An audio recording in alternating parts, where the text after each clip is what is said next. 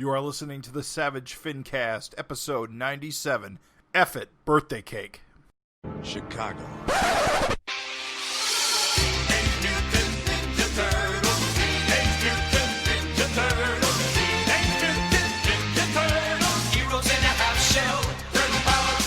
This is the Savage FINcast, the show that comes from the net, through systems, peoples, and cities to this place. I am Jim Purcell. I'm Craig Olson.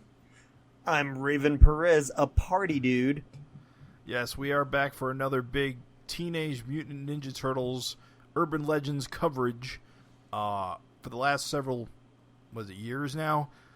We've been covering TMNT Urban Legends being released by IDW because longtime Savage Dragon contributors Gary Carlson and Frank Fosco wrote and drew that series, and it has many, many connections to various Savage Dragon and other highbrow properties.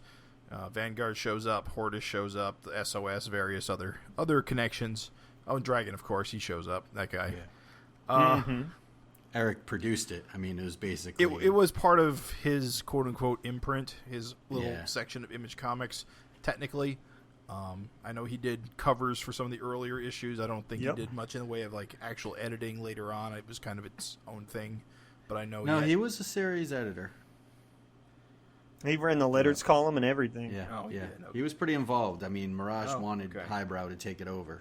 And so he brought in Gary and It was a weird time for Turtles because the cartoon was over and the comics weren't being produced, and I guess they wanted a comic to exist, and so it went on Erik to make it happen. Yeah. Highly unique period for the book. A lot of people love it. A lot of people hate it. But I believe this revival has gone over a lot better than it did back when in the 90s when it was new. Yeah. Right. And the cool thing and what I'm excited about is that the original run ended at issue 23, which is we're covering 21, 22, and 23 on this podcast. So we are going to be hitting the end of that original run, and then next time, not next episode, but very soon, we're going to cover the final 3 brand new issues to the conclusion. Which is amazing. I mean, how many comics does that happen to? You have a 20-year-old comic, or around close to 20 years, right? It's got to be close to that. I think it came out in, 98?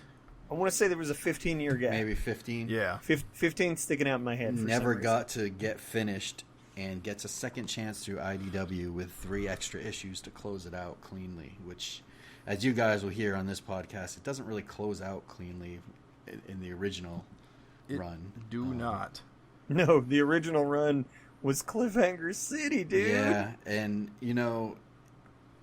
it was a lot of fun back then, and it was a good comic because it tied in so closely with Savage Dragon. It was always such a bummer that they didn't get to close it out. So I'm just over the moon that IDW took this on and colored it, first of all, because I don't think we hit on that it was black and white to begin with. Right. And brought back the original team to finish it out. I mean, again, how many times does that happen? I can't remember any other comic getting that second chance. And on top of that, Craig, you mentioned the colorist, Adam Gazowski, has done an absolutely phenomenal job. Right. This looks incredible. It looks like it was made yesterday. So this shit is fantastic, dude. I came into this clean. I'd never read any of Urban Legends. It wasn't even called that back then. I hadn't read any of this, and this was all new to me, and I've been fucking loving it, dude. Eating it up with a fork and spoon. Nice. So shall we get into some bit of news before we start covering these issues? Yeah, man. Let's do it. You want to start with the 255 cover Savage Dragon first? 255's cover, which Erik released about a week ago from this recording, is such a great cover. I don't know if you guys have seen it, but it's titled on it The Empty Grave, and I think it's the first cover of Savage Dragon to have Paul Dragon on the cover. Yes, I'm fairly certain he was holding back putting Paul on the cover until after 251 came out. Giving it some space. Yeah. But man, this cover's amazing. It's Paul Dragon looking into an empty grave, what it seems like, and the viewpoint is like looking up from the grave with Paul Dragon looking down. Great font that says The Empty Grave on it. The background is this crazy reds. It Now, looks like he might be in Dimension X. Well, that's the thing. I initially, when I first saw this cover, my first thought was Paul had looked for Dragon's Grave and was looking at his own corpse, or at least the empty hole where his corpse should be. But now I realize it's got all the Kirby dots in the background, and we also have that subplot with Jennifer going on in Dimension X. Makes a lot more sense that it's her empty grave. Yeah, for listeners that don't remember, maybe, is that Jennifer died in Dimension X, but she was pregnant with Michael Jackson. Yeah, Michael Jackson's baby. Michael Jackson's baby. Sharona Well, dragon. I don't know if we knew she was pregnant. We speculated she might have been pregnant. Yeah, the We hand didn't that know? busts Oh, out of the right. grave could be hers. You Yes. don't know. It's unclear. Yeah. Was she didn't have like a bump or anything? No bump. I mean, she had Oh, literally all right. had sex with Michael like a day before. But so Oh. did fucking Alex and Angel, and they didn't get pregnant. Right. Oh, weird. All right, my I know memory's we all playing kind of tricks on we me. all kind of put it into our heads that it was related somehow. So maybe it's her. It was It all could just be her, it dude. was all just speculation about whose hand that could have been. Gotcha. And when chosen one blood is involved, it literally could be either of them. Yeah. So and regardless, someone's hand's busting out and crawling out of that grave. Like it's hard to why would Jennifer survive what she went through? The only way I could think is if she had a dragon baby and somehow sharing blood with the baby helped regenerate her, or possibly the baby survived because it was because they're hardy babies. yeah. I mean, there's a couple of possibilities, but the point is, it appears that this issue is going to deal with that, as Paul probably is on the hunt to find his dead wife Sue.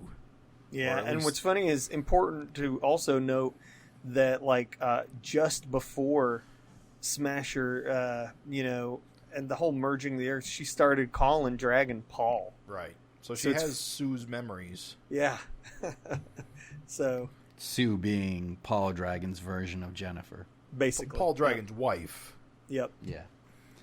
So Same. I mean that's why we're kind of thinking in this way. I mean we don't know. It's all guesses at this point, but such a It's cool fun cover. to speculate because there's so many possibilities.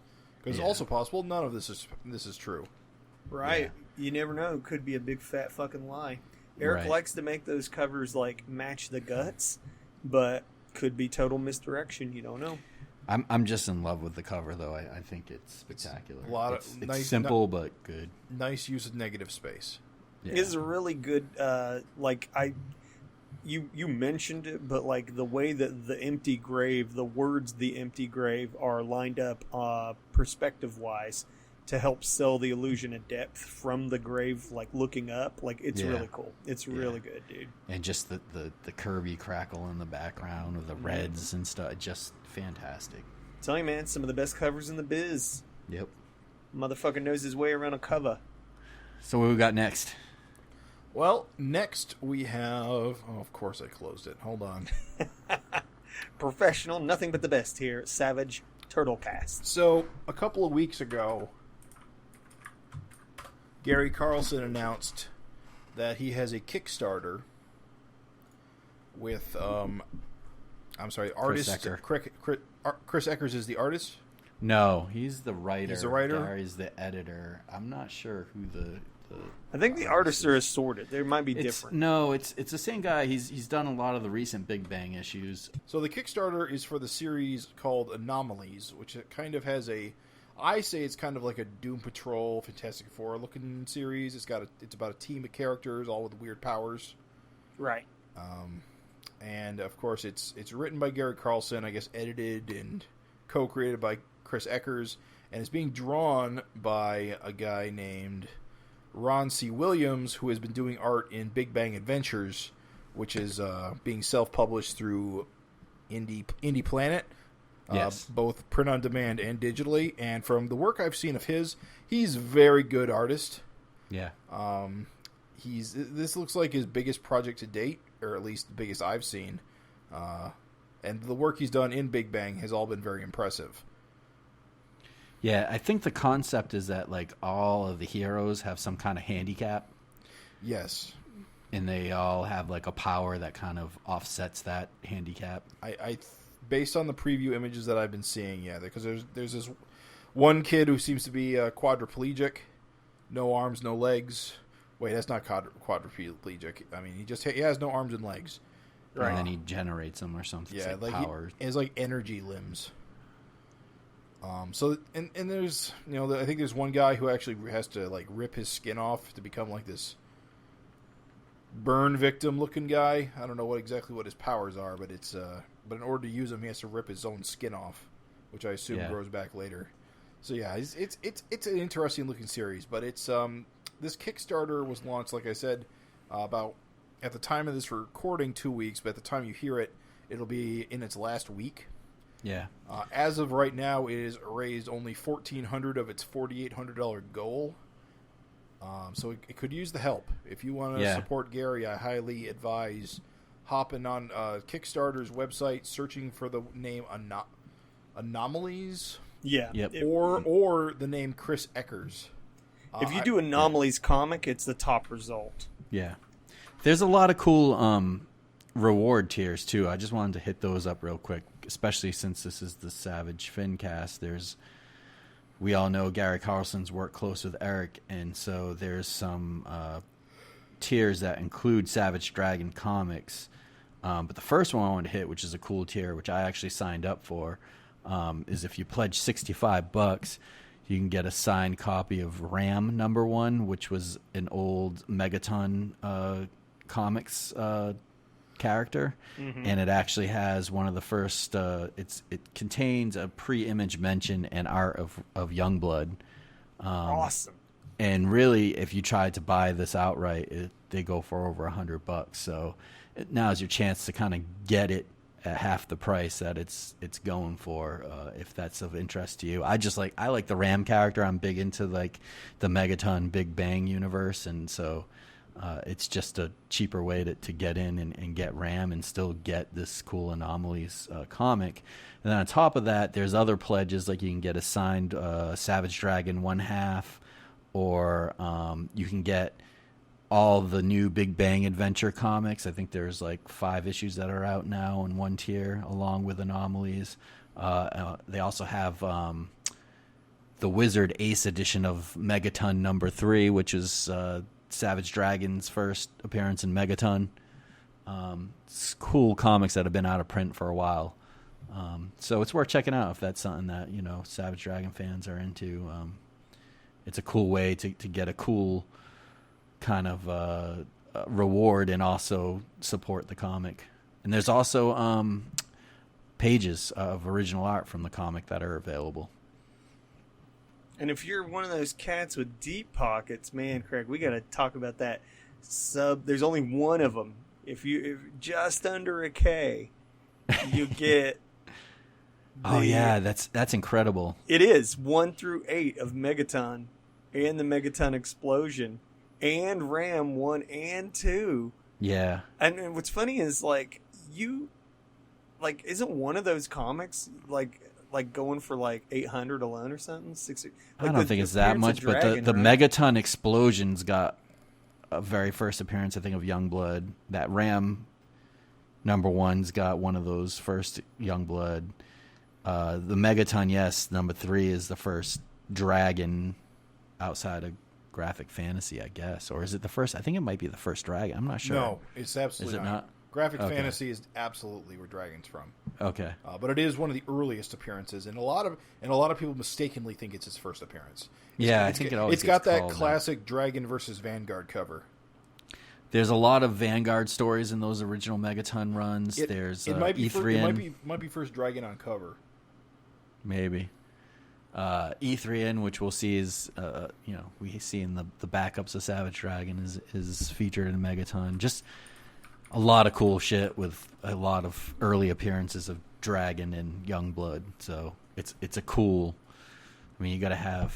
Oh no! You got to have some deep pockets, but it's a cool tier. Yeah, big time, dude. It's really awesome stuff. Like they kind of went all out on this. Yeah. So be a sport, man. Help them out. Get in there. They don't have that. They don't have that far to go. $4,800 is pretty doable if we all pitch in. And Yeah, I always like to say, even if you can't directly help, because I understand, like, things are fucked up and people are unemployed, times are tough, etc. Dude, it means so much if you can just, like, share. Like, if you can't help directly but you want to help, just share. Honest to goodness, just tweet or put it on your Facebook. It means more coming from you than it will from them any day of the week. Right. So if you can't give money, just help. Just get the word out. And if you have the even if it's $5 to get the PDF, try it out. I mean, they're the Big Bang guys. You know their stuff's quality. Support some independent comic book creators. Give it a shot. We wouldn't do you wrong, would we? We've never let them down yet.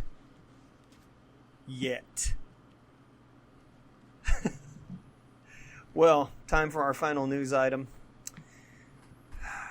It was a sad day with many a heavy a heart. Across the internet, thousands of Savage Dragon fans had their illusions of comfort and security shattered by UK-based braggart Gavin Higginbotham, who broke the news of a secret, unannounced, black and white con-intended exclusive variant of Savage Dragon 250. We were all naive in those simpler times before this earth-shattering revelation that our 250 variant collections were incomplete and thus invalid. You could hear the collective screams and gnashing of teeth of completists everywhere. It truly was an awful experience. I hope Gavin is happy. Eric, you should also be ashamed of yourself. Monsters, really. They seem to revel in it. They seem to really delight. A lot of people were just sad. I saw a lot of really, like, high emotions. But honestly, there's worse things in the world, I guess, than not having every Savage Dragon 250 variant. But not much.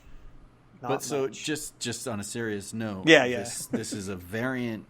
It's just a black and white edition of Erik's 250 cover. Right, and it was intended to be a con exclusive. A con exclusive, and they had only 250. So you were going to be literally the only way you could get these bad boys was to get them directly from Erik himself at a convention.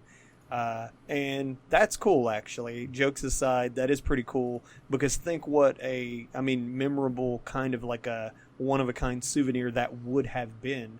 Erik says he doesn't know what he's going to do. He says he has no idea. Maybe he'll wait. Maybe he'll try something else. He just doesn't know yet. Obviously, because COVID is canceled. Exactly.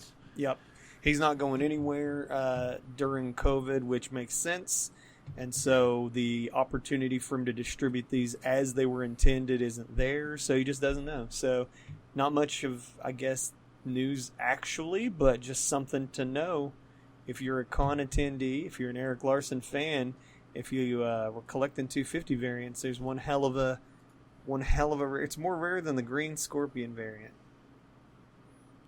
No, it's the same. Were there 250 of that one? Yeah. Yeah, but I like to think that you're getting this one from Erik. It probably is better. Doesn't mean it's more rare, dude. That thing's just from some shitty. Well, okay. Stop. You're wrong. Stop. Moving along. That wraps up the news. But seeing as how this is Teenage Mutant Ninja Turtle Cast, I thought it might be fun if all of us party dudes, pizza loving party dudes, had a little real quick game of wits. Wits. So, it's a game of wits. Not really. Jim, Craig, you're going to be the contestants, but dear listeners, try not to wreck your car as you play along. It's an easy game, very short, just 12 questions. It's real or fake, and that way you both get to give me your real or fake, and I'll just keep up your tabs, and we'll see who wins here. I see. Wait, we say whether something's real or fake? Right, Yes. right. Yeah. So we all know Teenage Mutant Ninja Turtles, there was a shit ton of toys. They started getting pretty wacky. There were some kind of really like out there Ninja Turtle toys. Your goal for this game, I'm going to give you a name of one of those toys. You just simply tell me whether it's real or fake.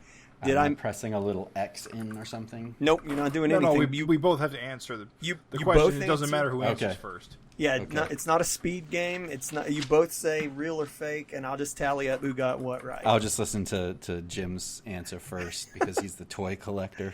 Well, we'll see. We'll see how your memories go. Because believe me, I did not buy a lot of Ninja Turtle toys when I was a kid. And anybody who remembers those toy lines remembers how fucking out there it got. Get ready. Okay. The skateboard gecko is real. Mondo Gecko. Nice memory. Ace Duck is real. Nice memory. Not on my list. The trash can guy is real. All right, let's let him tell his question. Here we go. Get ready. Number 1. There's 12 of them, so we'll see how it shakes out. Number 1. Real or fake? Robo Shredder. Real. Okay. Fake. Are you Craig, typing, Craig? point to No, you. not typing at all. All right. It's because Robo Shredder was fake. Number 2. Was he real or fake? Creepy crawling Splinter. That sounds real. Fake. So, Jim, that's a point for you. He was real. Fucking creepy crawly Splinter. Creepy crawling Splinter. I don't know if you saw that toy, but it was a stupid fucking gimmick. At any rate, I don't know what the hell they were thinking. Number 3, real or fake? Birthday suit April. Fake. Well, I want to say fake, but something tells me trick question. True. Real. Craig was correct. It is fake. That's only real in Jim and Raven's imagination. Only real in my dreams. Only real in my sweet, sweet dreams. Number 4, Bride of Frankenstein, April. Real. Real. You both get a point. That was, believe it Part or of not, the Halloween line. There's Part gotta of be- yeah, Halloween costumes and stuff like that seems right up its alley. Part Especially of- for yeah. the later stuff.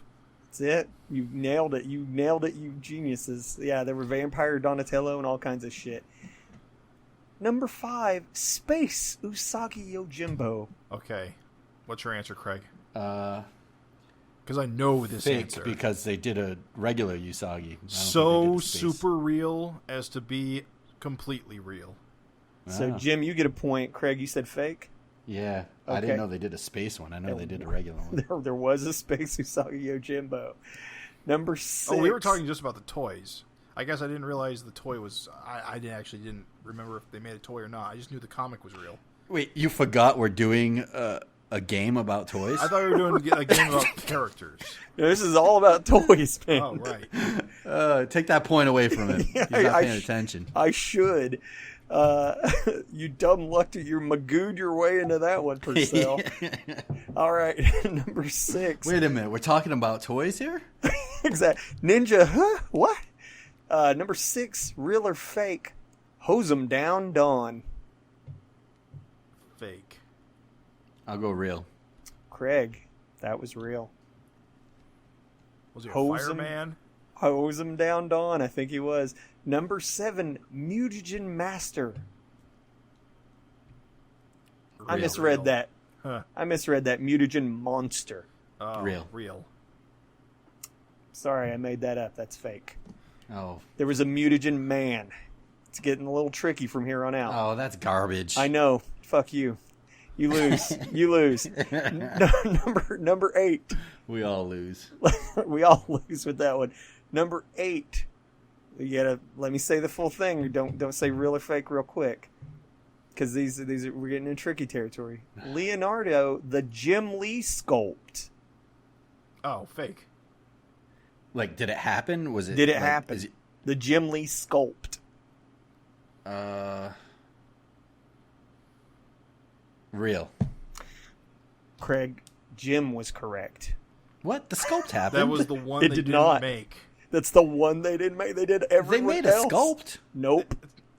They didn't even do a sculpt? They didn't even do the sculpt. But you got to understand. That's a lie. I've seen it. Unless it's a fan-made one. No, we're talking about toys that made it to market, guys. Like, I'm sorry. That's what I just asked you. But the sculpt never makes it to market. No. This is bullshit. You have to understand. I'm done. How else am I flipping supposed to refer to? How else am I supposed to refer to this Leonardo? He didn't happen. Didn't make it to stores, loser. I know they didn't make a Leonardo toy. He did. You said sculpt. Too bad. Too bad. This is garbage. This is pure garbage. You better pay attention. I knew you were trying to trick us, Raven. That's good, dude. I'm glad. Because number 9, was this real or fake? Lickety split Leonardo. Real. Fake. Craig, you get a point. Lickety split Leonardo was What the hell did he do? Unbelievably real. He ate vagina. Next, number 10, Charlie Horse. Fake. Fake. You both get a point. Good job. Sniffed it out, dudes. All right, number 11. I don't we're think almost there was a done. horse Ninja Turtle toy. I'm afraid to say. There's just too fucking many. Number 11, Pteranodon. Pteranodon? Yeah. Like P-Tyranno. You know, dinosaur.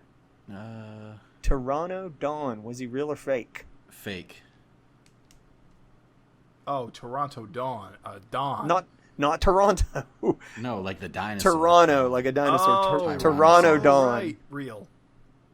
So, Jim gets a point. I knew there were. Get outta I here. knew there This were is dino. garbage. I knew there were dino figures that sounded vaguely bad enough to be real. Ugh.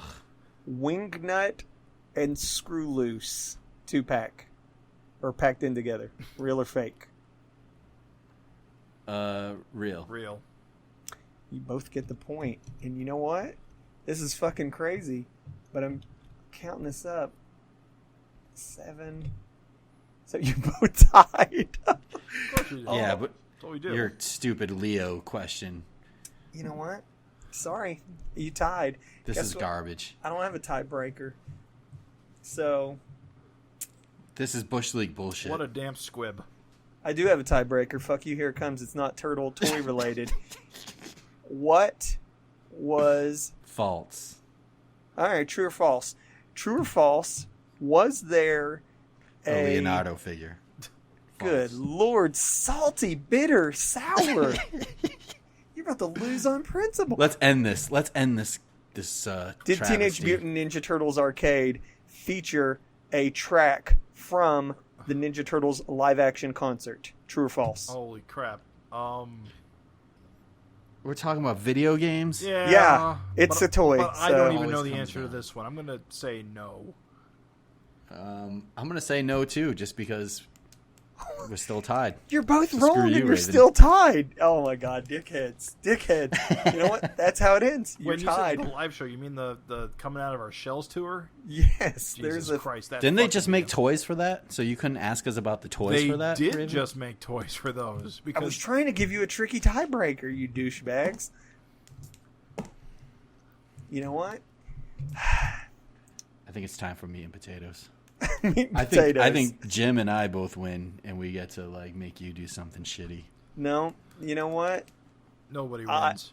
I win because I made a game that was fun and entertaining, and the listeners loved it. Thank you, listeners. I was just about to say, you win, the listeners lose on this one. I've been checking. I don't think there's a mutant horse in Ninja Turtles. That's crazy.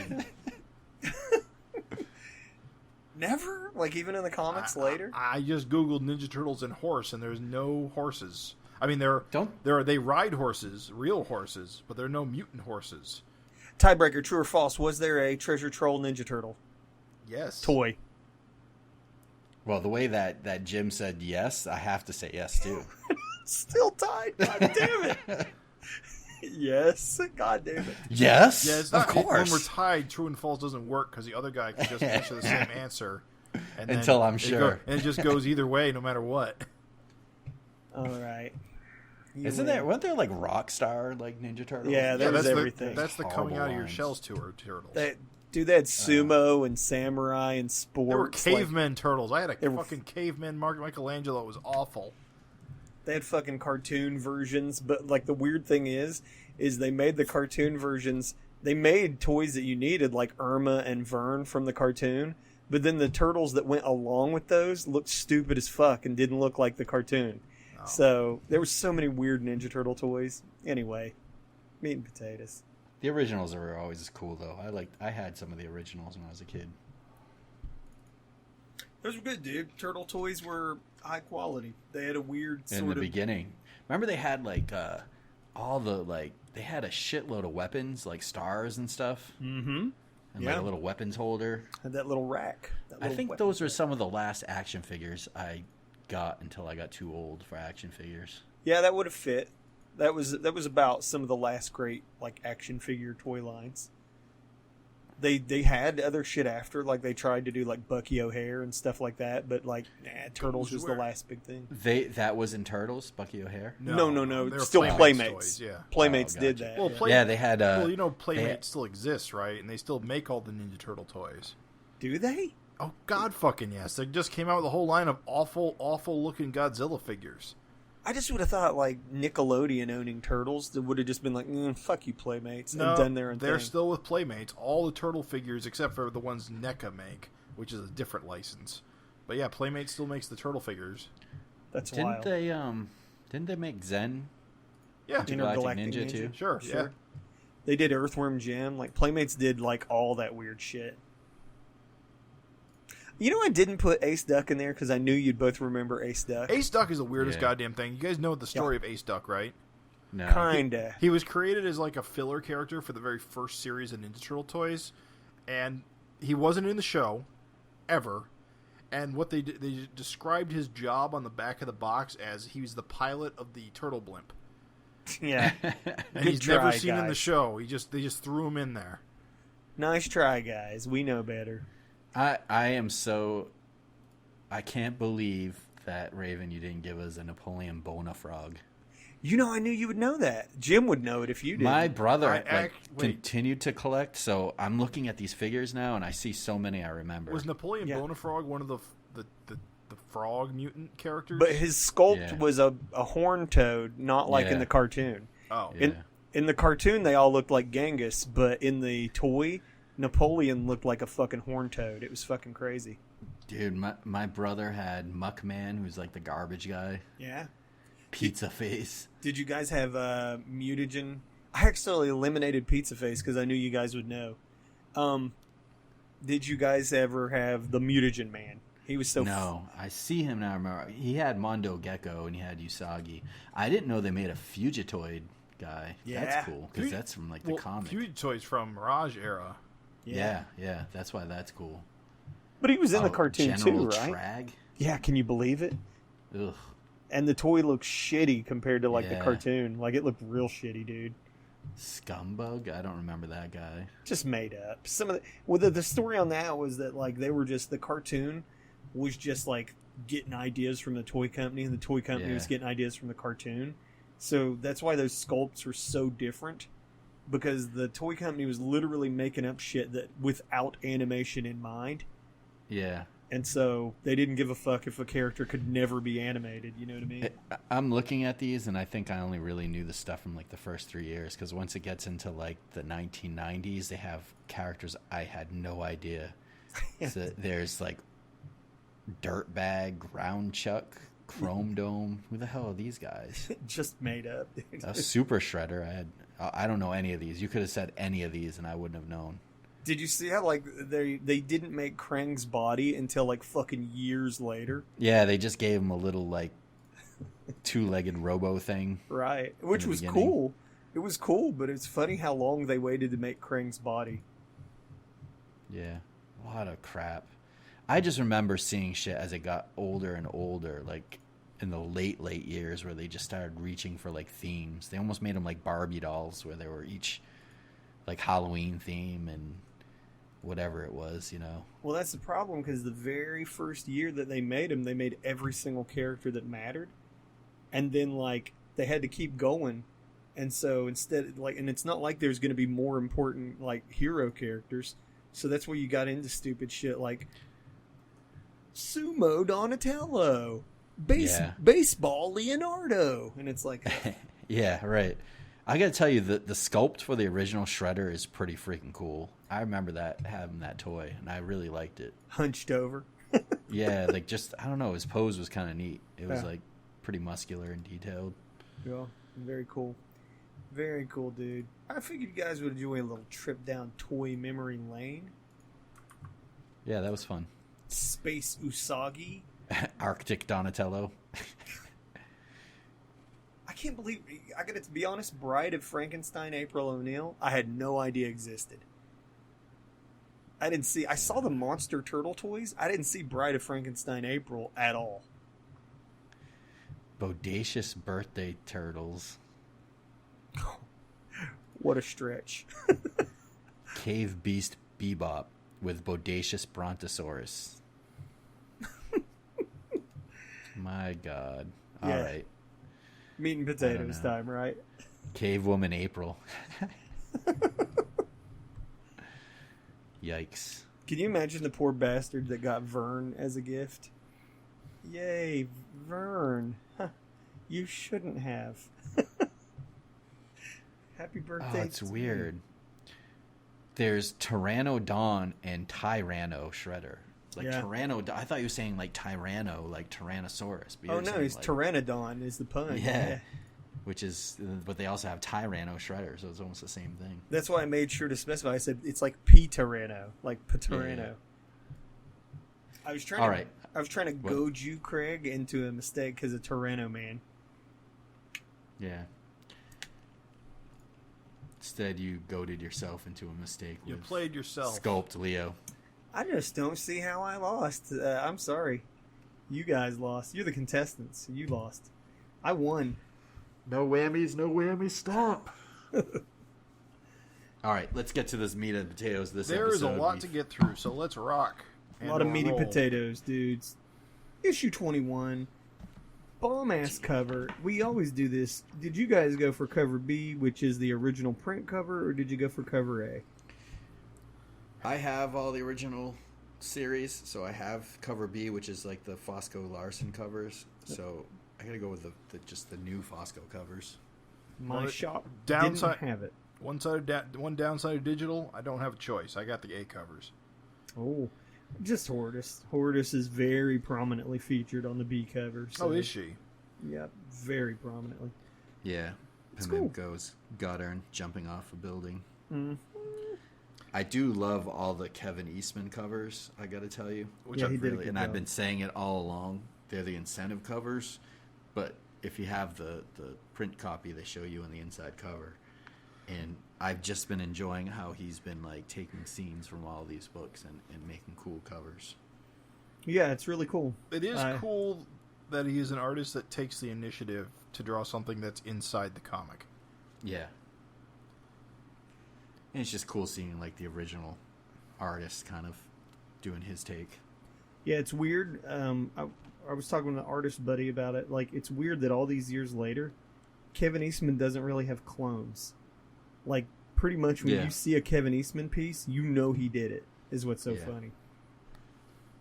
It's weird. I always feel like his stuff feels a little amateur in a way, but still really awesome. I don't know if you guys get that. Like, I know he's a great artist. Absolutely. And I really enjoy it, but he's like, he's not as polished as most. And he never was. But no, but I think that's what makes his turtle stuff look great, though, for some reason. What's I don't funny? know what it is. It's funny because, like you said, like you can't say that he's a bad artist at all because, like, he's got like perspective and foreshortening. He's got like cool character designs, great compositions. Like his work's covered in like shadowing and cross hatching. But yeah, dude, there's something weird there's a weird kind of primitiveness to it. And I don't know, it fucking looks cool to me. Yep. Previously, on Teenage Mutant Ninja Turtles, Michelangelo Leatherhead. Michelangelo, Leatherhead, and Casey are trying to stop the Triceraton invasion, but things are looking grim. Meanwhile, Donatello finds himself in hot water at the Museum of Natural History. And I think that this is a funny gag of this guy running down the stairs yelling help, and everybody thinks he's drunk. Yeah. Yep. Drinking your lunch again. Yeah. I like it. Security guard running because Donatello and Horridus are fighting with the Triceraton. It's a great splash page, dude. Yeah, the Triceraton gets die-hearted. Yeah. Exactly. And the gag is that the security guard's screaming because the dinosaurs are coming to life in the museum. Yeah, it's good, dude. I like that. I like that gag. Horridus still being a fucking butthole because she's trying to learn about her past. Yeah, this is the weird subplot running through this. Is that Triceratons have implied that she is like related to them in some fashion, and so now she's desperate to find out more about her origins. So here in the opening, she like gets caught in a teleporter field and like vanishes. Mm-hmm. We don't know where she's gone. Triceraton homeworld. Indeed. I think it comes back around, but we'll get there. Yeah, it does. We'll get there. Donatello is pretty sad, though, because he's pretty sure he just lost Mikey's girlfriend and a member of the SOS. So, not good for him. Gets the fuck out of there. And meanwhile, back in the sewers, we get to see Casey and the gang duking it out with a bunch of Triceratons. Lots of kick-ass action here. Yeah, I love that scene where Casey Jones is like, this bozo just sprouted feathers. He's like, wait, those are arrows. It's like, all of a sudden, you turn the page and it's this great splash of like Raphael leading the Foot Clan. Yeah, absolutely, dude. You just got that awesome, like, Triceraton smashing into a cop car, and now this sweet double page spread. Oh, it's so good, dude. I like the coloring choice to give the Foot Clan red eyes. Yeah, what's the difference? Some of them have that, like, I don't know how to describe it, like a Cyclops type connected eye visor thing, and some have just 2 red dots. Oh, you mean the foot? Yeah. What did I say? The little eye window. Yeah. Sorry. What did I say? Did I not say the foot? Yeah, you said it. Yeah, I'm just. Right. I'm just Jim was looking for horse mutants. I was thinking of the. Never mind.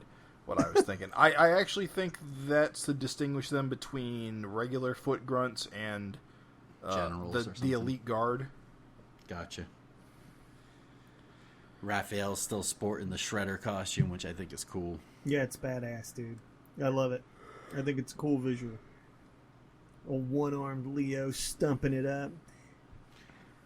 Yeah, it's crazy too. Like, Leo doesn't wear his like little bandana in this. Yeah, it's funny. Frank and them were like making sure that every turtle looked distinct. I guess that was just their way, other than the one hand. Well, I think at this point, Michelangelo's the only one that wears a bandana. Right. Pretty much, yeah. It's pretty weird. He's a party dude. And of course, he wears the red bandana because comic turtles wear only red. That's right. Because they're the coolest. And I think, well, I don't know. It's in black and white, so I guess in black and white it makes more sense to take the mask off some characters to make them distinct from moment to moment. Right. But the thing about the turtles in comics is that when initially created, the whole idea was you could tell which turtle was who by the weapon they carried. So they just never put them down. Right. Well, you got to think, if you're having a waist-up shot, you got, Raph with the ripped-up face, you got Donnie with the cyborg face. So to make Leo and Mikey different from the waist up, you got to do something. So, yeah, Leo with the mask off, that's what's up. But, yeah, they're bashing up these guys, Leatherhead's just getting fucking more and more primitive. He's just eating the shit out of Triceratons. I gotta admit, I only ever knew the cartoon, like, oh, that's right. Yeah, that Cajun This thing. I guarantee. Exactly. Oh, I'm only some turtle. So I had no idea that Leatherhead was so fucking awesome, dude.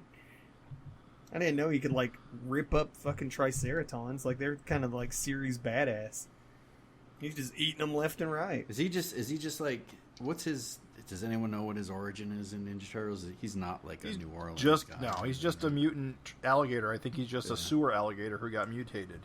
And, mon chéri. And his connection was that he was with the Ultrams. That's why he has that fondness with the Doctor. Yeah. Because their experiments led to his creation, and so he has intelligence. But he's been regressing because of his mutagen. Like, he's becoming more animal-like. Gotcha. That's his little subplot in this comic. I gotta admit, Mikey's super long nunchuck. Yeah. What is up with that? Is that at first I thought maybe it was like some kind of staff that extends, Right. but then there's like that one panel where like the chain links are like a mile long, and it's like Yeah, dude, they're so that long. looks a little weird. Those are the longest nunchucks in history. But it's good, though. I love the visual of it, and it's actually kind of cool how on the other panel the electricity's just fused all the links together. I think that's cool as shit. The Triceratons are trying to come through the portal that Leatherface and Dr. X built. Yep. Trying to come through some more. Dude, once they bust it, like that following page when the battle's done and you read that a bunch of Foot Clan guys died, and then Raphael just pulls up the headless, like the head of the Triceraton guy. Yeah, it's pretty brutal. Yeah, dude. He's so like, it's like, goddamn, Raph, that's brutal, man. Cool, but rude. I'm sorry. Boom. I'm not sorry. Dude, you've been holding on to that one. I know, it was perfect. I had to. Yeah, man. I'm glad you commented on that, because as I was doing a reread for the FINcast, I was like, holy shit, dude! I forgot. That's like pretty wicked. Yeah, they kind of have a little reconciliation. They were on the outs with Raph, but Raph came to the rescue, and he saved their fucking ass. And everybody's gonna kind of like admit that, hey, maybe Raphael, being in charge of the Foot isn't so bad because they'd kind of been fucked without him. And so it's kind of a cool little like moment there. Leatherhead, he's sort of like, hey, dude, sorry I was like becoming a beast. Dr. X says, no problem, we can fix your machine. Calm down, it's all good. And then we got Donnie from the air car calling April, and he sends her to check on old Splinter, who's downstairs tied up with a phone cord.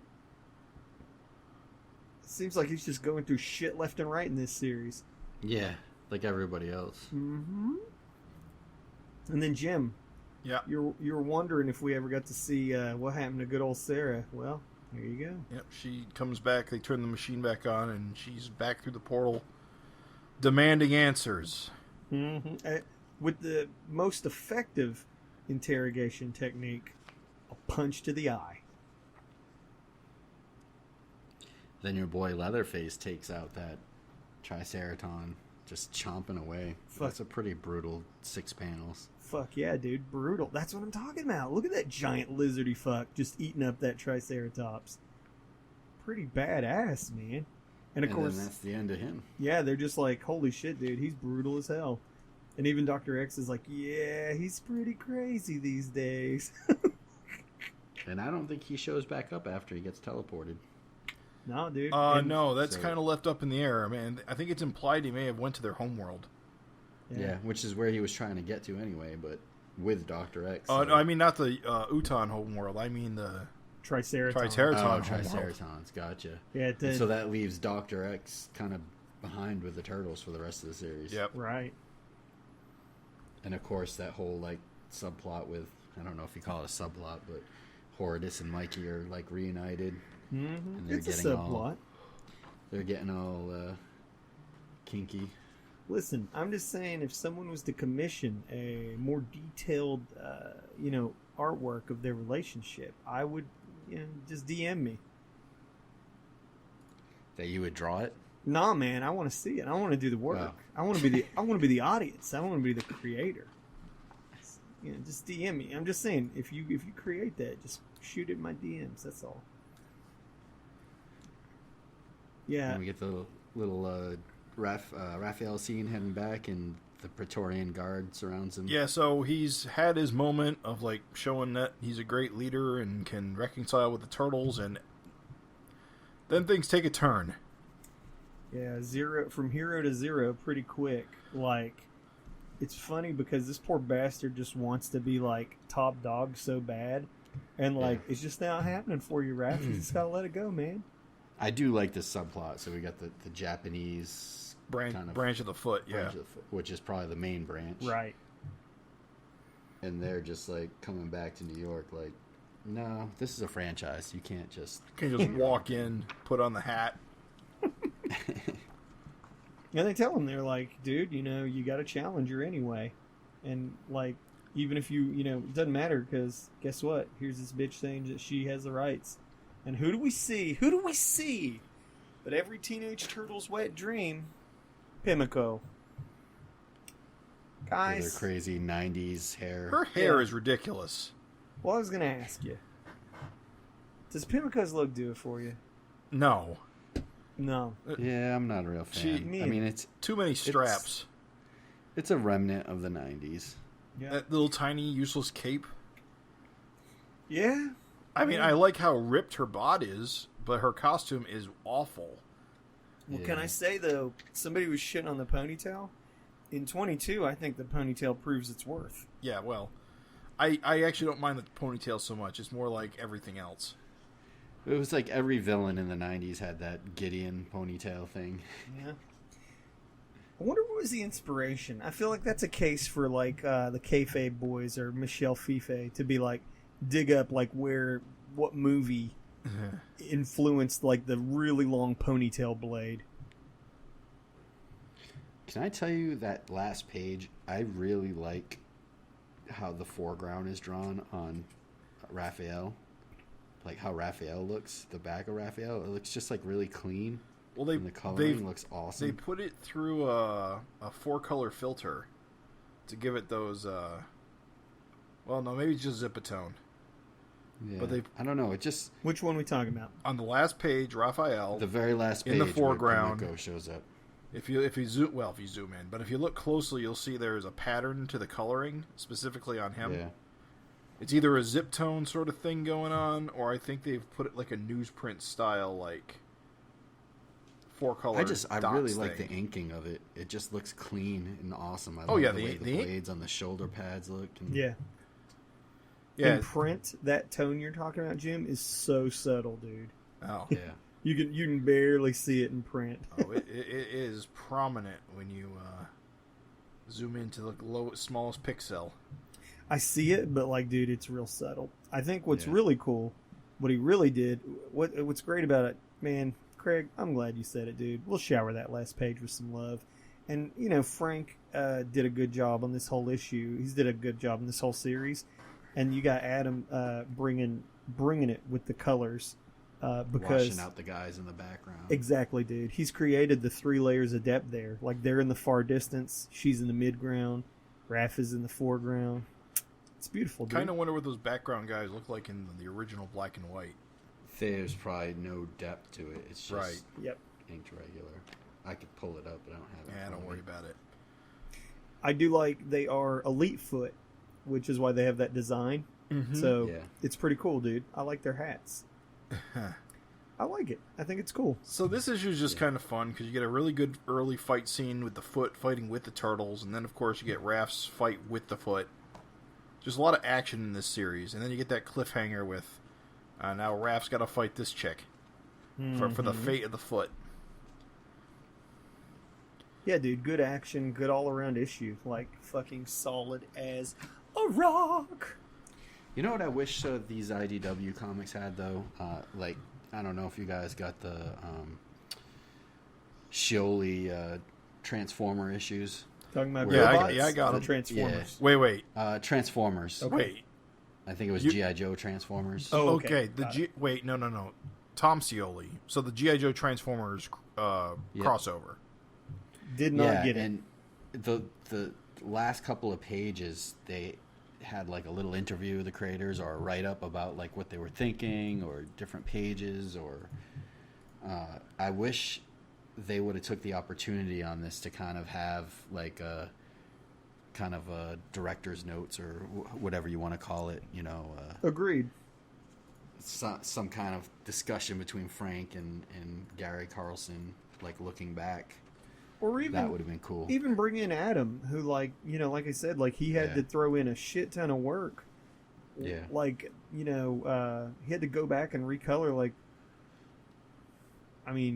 lots and lots of pages. So yeah, I think it's a missed opportunity too. IDW, because they definitely did it before. It wouldn't be like setting a precedent. Like I said, Scioli did it on his. So again, I think, especially since, for these first 23 issues, they're not really paying for any new work. It's just reprinting stuff. So it would have been fun to dedicate a page or two of just a creator discussion. Agreed. Total missed opportunity. Whoever's the head of IDW, President Chris Ryall, I'm calling you out. You fucked up, Chris. You done goofed. Do better. So shall we move on to issue 22? Yeah, man. And again, I assume then, Craig, that you went for cover A over cover B. Yes. Okay. Well, my comic shop didn't I gotta get tell me you cover B. guys, I would have liked I it. get both covers because I'm an idiot, but That's okay. Do you get the retailer incentive cover as well? no. It's cool on this one. I don't know how you get that if you have to order like 10 issues or whatever it is, but I'm not sure. Eastman did a really good job with that one. Like Raph's Yeah, size are on yeah. each of Pimlico's blades. Oh, it's good, dude. That's a good cover. Yeah, I'm not as big of a fan of the A cover. I mean, it looks fine. Agreed. Yeah. It's okay, but I do think the other covers were better. You know, I absolutely love Fosco, but honestly, I don't know if Fosco drew the original covers and Erik just inked them, or if Erik kind of sketched them out.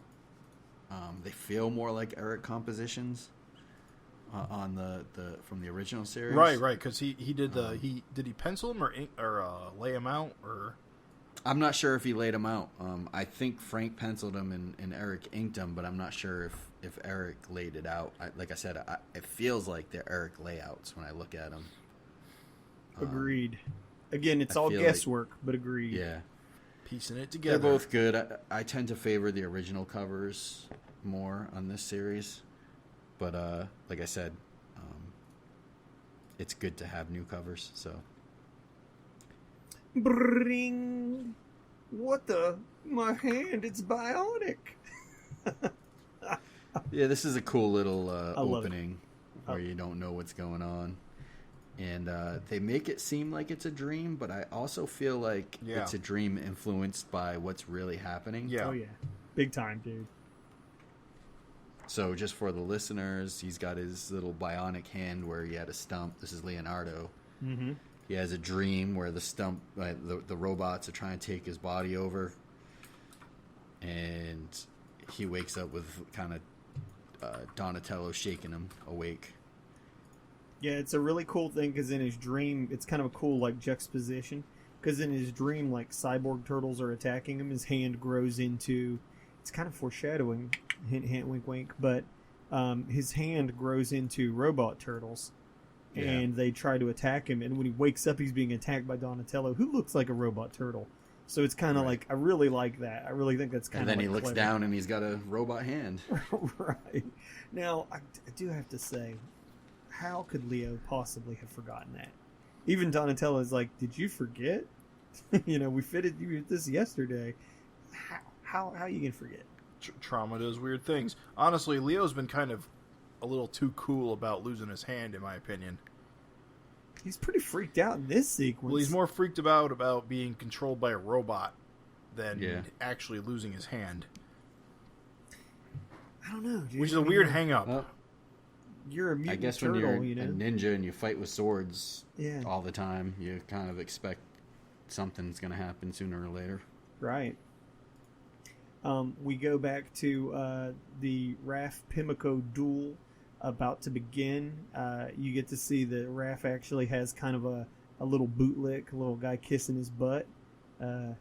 His little flunky is named Hanshu. Honshu. So Honshu's got the Cyclops window. He's just really kissing Raph's butt real hard. Just comes important, just down the line. Raph decides he's gonna skip wearing the Shredder armor for the fight because symbolically he wants to be the one to win on his own. He gives himself that super cool head wrap. And guys, I think they ripped that off. It's only got one eye too, which is cool. Yeah. Oh, dude, that's what I mean. It's fucking cool looking. And I think they ripped that off for some other later Turtle series, didn't they? Yeah. Yeah. Well, on TV? Cartoon. Something. Like, I remember seeing this. One of the newer cartoons has that. Yeah, the full head wrap. I remember seeing that later. Like one of the new, like the Nickelodeon cartoon. But at any rate, I think Pimlico we were ragging on her looks, but I think she looks cool as shit in this page here. Yeah. Yeah, her arms look cool. Yeah, dude. Looks very cool. You're talking about Larsen inspired, like really definitely, Yeah. like you can feel Yeah. it, man. And maybe I'm just a filthy pervert, but I thought that was a dirty joke until I read the full like word volume down there. Which way are you talking about? I'd rather be bending the other direction. I was like, whoa, whoa, oh, okay. You're telling her to kiss your butt. Sorry. Yeah. I'm sorry. I know I'm stupid. Yeah, this is a good fight, though, dude. I love the action here. Like, the Pimlico Raph fight was pretty fucking awesome. Yep. They go hard. I think Frank really delivers. And the ponytail is cool in this sequence, too. Got the little grappling hook. Mm-hmm. How goddamn strong do you have to be to use nothing but your neck strength to throw a giant turtle? Yeah. I'm just saying, Pimlico's a little bit brute, silly, dude. but- Head game strong as hell. Yeah.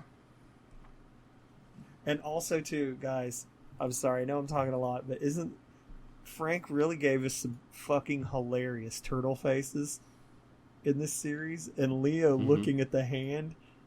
Yeah. Ugh. It's so good. He's like disgusted. Yeah, he's like, ugh. I also love the big like Donatello coming in at the last panel, the big chunky teeth. Mm-hmm. You know, they've made toys. We kind of like in the quiz we talked about like how many turtle toys. Dude, I'd love to see some of these as toys. You know what I mean? Yeah. Some Urban Legends toys like Cyborg Donnie. Yeah, that would be cool. That'd be cool as fuck. I mean, patch, I'm sure if they're putting out out of our shell tour figures, I'm sure they're desperate for something new. Dude, I'm telling you. That would definitely work though. You'd get, Leo with like the arm stump with the hand stump with the sword at the end of it. You'd get you could even have Shredder Ralph, or you could have Ralph that's scarred up with the patch. Yeah, dude. Absolutely. You know, Raph could have a few looks, dude. Yeah. Like he could have that like ripped up like hamburger face. Like he could have this like one-eyed bandana thing. Like you said, Shredder armor. Did they ever make a Casey Jones figure with like the red, white, and blue mask? Not that I'm aware of, but again, another opportunity to make a really cool toy. Yeah. Yep. Listen, I'm just saying. Here we have Mikey and Hortus. They're on the couch. They're getting some smooches in. If anybody wants to commission this, and shoot it into my DMs.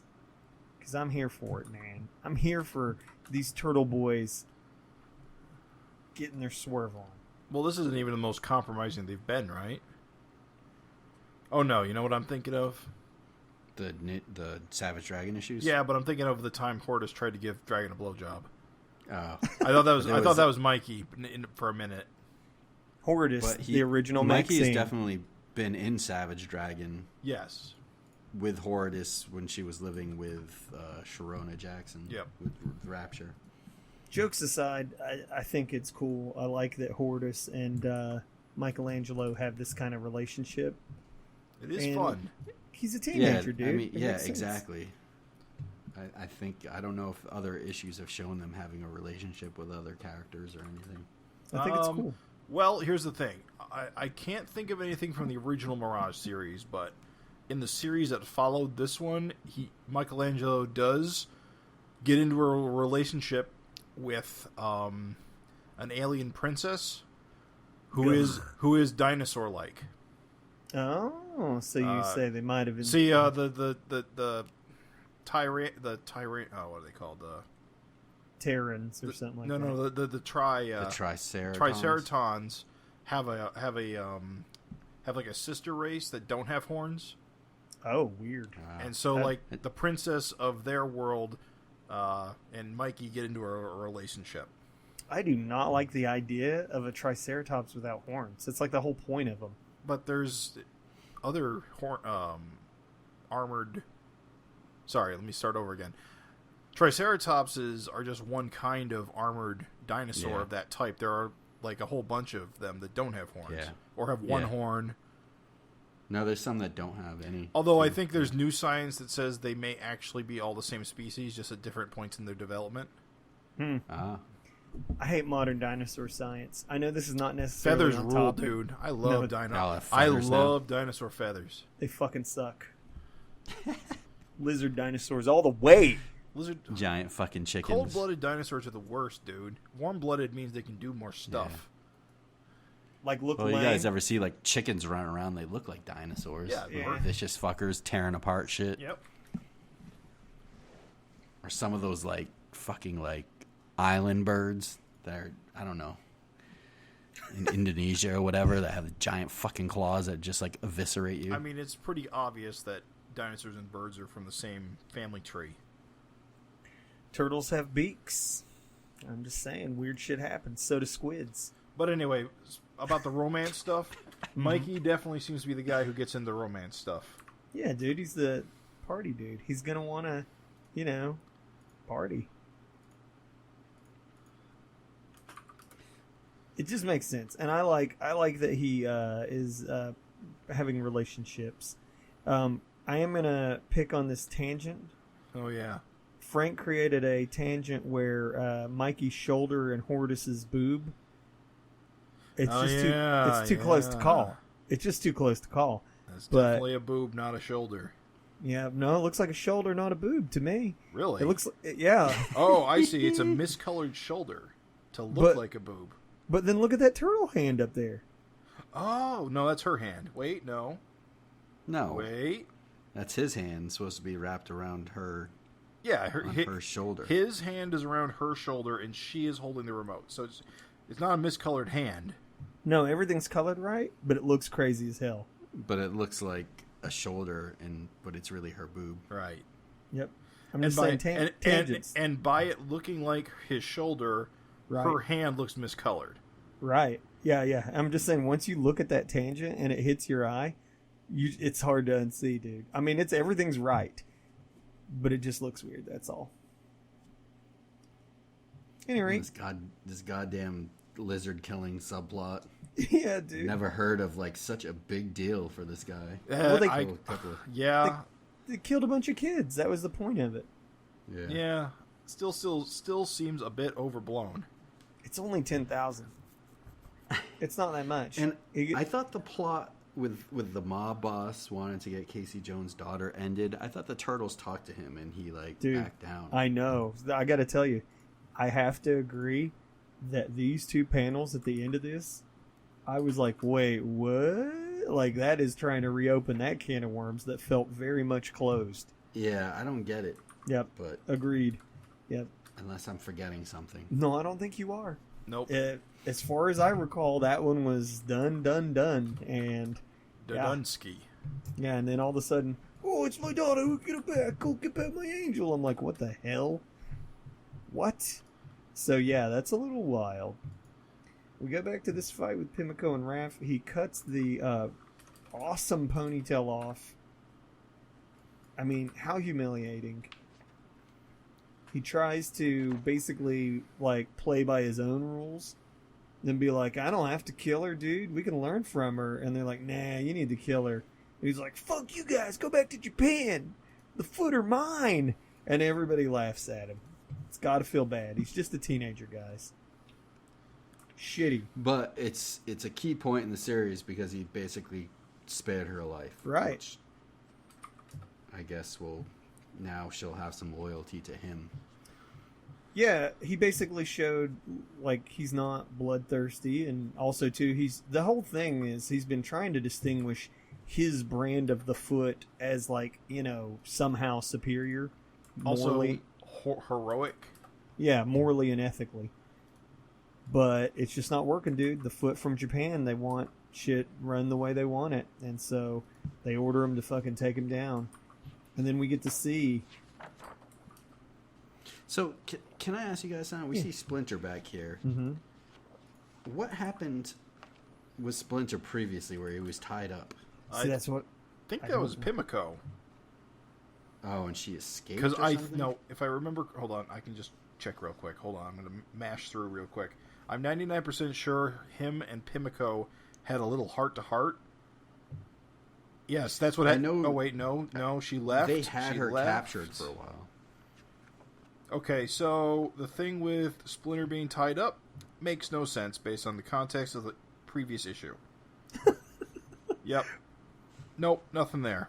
Nothing to explain it. I don't get it. And he was like hurting or something, and now he's fine. I don't know. Here's the thing, spoilers. I'm missing something. We there. do actually know later why he would be so weak. There's actually contextually a story reason why he's so weak.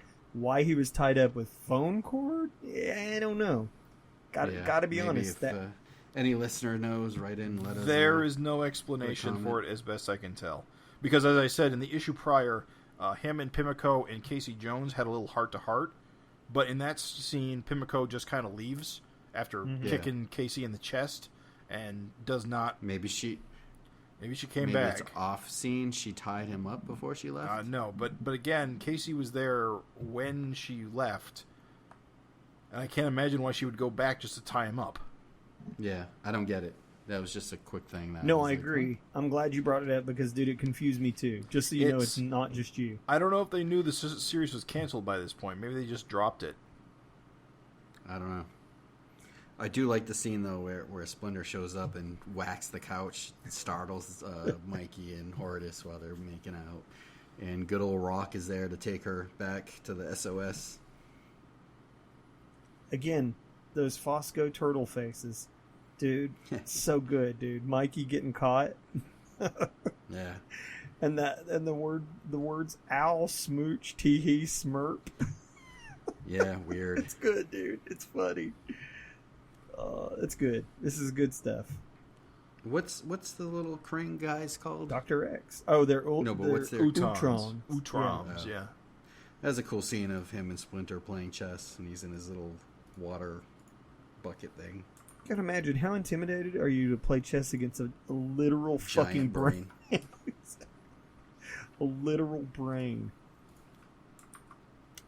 If I'm not mistaken, that's the end of the SOS in this. Yeah, I don't think we see him again. I don't think we see him ever again. So that's kind of memorable and noteworthy as well. Although they're mentioned. He just briefly mentions getting to third base with Hortus, which is funny. But at any rate, yeah, it's cool too. I don't know, guys.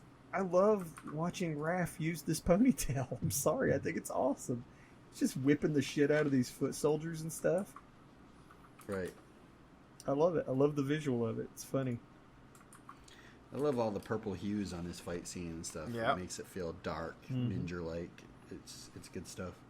And, Raph is I mentioned Hanju earlier. Like, he's fucking getting turned on by everyone. Even the dude that was kissing his ass. Like earlier, Hanshu told him, like, dude, if Pimiko kills you, I'll kill her. And he's like, nah, don't do it. And now all it took was the Japanese foot to be like, kill him. And even the dude that was, like, kissing his ass is like, fuck you, you're trying to kill him. So, yeah, everybody is totally turned on him. Right, and then this guy Chang, who Raphael calls his best friend in the world outside his brothers, which is weird. Well, he's the one who saved Splinter. Yeah. Yeah, Chang is the one who has, quote, is like a witch doctor. So he basically, this is the foot's medicinal, like he can enter the astral plane, like this guy is like pretty high up there, pretty like serious. So it kind of makes sense that he would be like a mentor figure almost. So it makes sense. And he turns on him, and then we get the big reveal. Lady Shredder is not Pimiko. Lady Shredder is a mystery. So yeah, first we think it's Pimiko, but then Pimiko shows up. Mm-hmm. It's a good double fake out, dude. I love it. And I think Lady Shredder looks cool as shit. Talk about a toy. Talk about like she definitely looks a lot better than Pimiko. Yeah. Yeah. I hate the name, though. What, Lady Shredder? Yeah. Nah. She herself says, just call me Shredder, so. I understand why they say it, because you want to evoke the Shredder again, but I don't know. Shredded cheese. Well, what would you have had him be called? Yes, Craig. What? The Greater. No, I don't know. I'm just kidding. I kid. No, maybe just Shredder, and then be like, Yeah, a new Shredder. Shredder would be just better. Well, like I said, the next issue she says, "Call me Shredder," so Yeah, it's fine. Yeah. I get why you have to say it. It's just because it's obvious that it's a woman and stuff, and so I don't know. Maybe you don't have to say it, but Issue 23, guys. We were shitting on covers A's and cover B. I like cover A actually. I don't like it. I do. I don't necessarily like it better than B or whatever else, but I really like this cover. It's a good cover. yeah. I don't like the Eastman cover on this as much, although it's kind of a cool close-up on Raph chained up. Mm-hmm. Yeah, he didn't go hard enough on the mutilated mouth. Right. No, that's true. Yeah. Like Although it's there. It's on there a little, but like I said, he didn't go hard enough. Yeah. You know what I mean? Like, go hard, dude. Give him that meaty mouth. That meaty mouth. Give him that meaty mouth, dude. Those bacon lips. Mm-hmm. You get to see Leo. He's trying to adapt to his hand, but guys, it's just not so easy to fight with a katana in your fake hand. And Yeah. we get to see some good comedy. I think there's like good comedy here with the hand. Like, man, Gary's a good writer, dude. That's all I'm saying. Like, where he said, "Give me a hand," and he just throws the fucking hand down. Yeah. It's good stuff.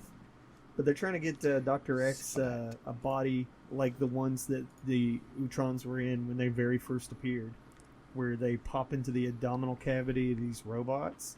Because with Yeah, Leatherhead cool. gone, he was just bossing Leatherhead around, but now he needs some way to, do things. So, very cool. They fix his little body. And guys, I gotta tell you, it seems weird to me that Leo is like so scared about like robo hands, but is cool with his cap. Oh, it's just a cap. Yeah, but where's the sword coming from if it's not living metal? Well, it's like a switchblade. Well, not I don't know. It's actually a little bit too long. It doesn't It's work. too long to be that. I guess I don't know. It is too long. It's got to be Is living it made metal. out of that? Oh yeah. Wait. It's got to be living metal, but like, bros, I think it's supposed to be like a Wolverine thing. I guess it's supposed to be like deeper into his arm. no way, Yeah. That's just No way. Doesn't work. no way, dude. That would hurt like so much. Like, Yeah. It's just comics, dude. yeah, I guess that is. I guess you got to let it go. But I mean, is the stump living metal? Like, I don't know. No, he doesn't want. Yeah, that's what I'm saying. Is he doesn't want living metal, but goddamn, dude, he just switchblades that. I don't know. It does say snicked. I guess you're right, Jim. Whatever. That's my guess. Is it's just extending from his forearm. It's just comics. And then we get to see, guys. I think these faces on these people are funny. I think like Fosco does a pretty funny Casey Jones here. Yeah, I mean, his humans are kind of weird, like Shadow on the previous page. But it's fine. She's got like a really like grown up face. The Casey bits work. Yeah. I'm just saying, in the teller, like talking to him, like I'm okay with that. I think that Marble looks cool as shit. Yeah. I find Casey a really unlikable character. Well, he's in this kind series. of a doofus. Thank you. He's a giant dumbass. He's a fucking prick, though, dude. With all the beer and stuff constantly. Yeah. They're always worried that he's going to spend all his money on beer. And he's irresponsible as fucking shit. Yeah. Yeah. Well, he's a street tough with a heart of gold. I don't like him. I'm with you, Craig. I do not like Casey Jones in this series. He's a fucking D-bag. Yeah, I don't know. I agree with you, dude. And like, it's funny too. It seems like every plot he's involved in, he's just a total like arrogant moron. Like, Yeah. it's okay, April. I don't care if I lose my job. Who cares? I'll get another job. I'm like, you're an idiot, dude. Like, I don't know. I'm just saying, like, we never see it, but I really hope, like, in my head canon, April just wises up. She could do better. Why are they together? They don't seem alike. Yeah. Well, in this she's a kind of a different character in this universe than your traditional Aprils. Right. She's like a scientist or a science assistant. Baxter Stockman's assistant, to be specific. Correct. And, like, I don't know. I guess she just likes his street tough ways. I don't know. Seems like she likes being smarter than this guy. You can do better. You can do so much better. Ladies, if you're an April O'Neil type character and you're with a guy who's, always fighting sewer mutants for money instead of going to work, getting fired from his job. I mean, her best friends are a bunch of turtles. Her prospects are minimal. Just do better. That's all I'm saying. Do better. Do you guys find that the art in this issue is a lot looser than previous issues? It is. A little bit, yeah. Yep, it is. But it's hard to say what was actually going on at the time that this was published. Right. Well, this being the last issue of the time. Right. Forever. Yeah, no, you're right, Craig. There's definitely some loosey-goosey, fast and loose going on. It's not bad, though. It still looks good. Yeah, I'm not. It's just a lot. It just seems a lot looser. It is, for sure. Hard to say what the criteria was. The Turtles have a shared birthday, which I think is a funny plot I never thought of, but they just celebrate it all at once. Well, they're brothers and they're turtles. They all hatch at the same time. Right. You know what? I know what the difference is. In the looseness? Yeah. Cool, let us know. All the previous issues had an inker. This is all Frank Fosco. Oh.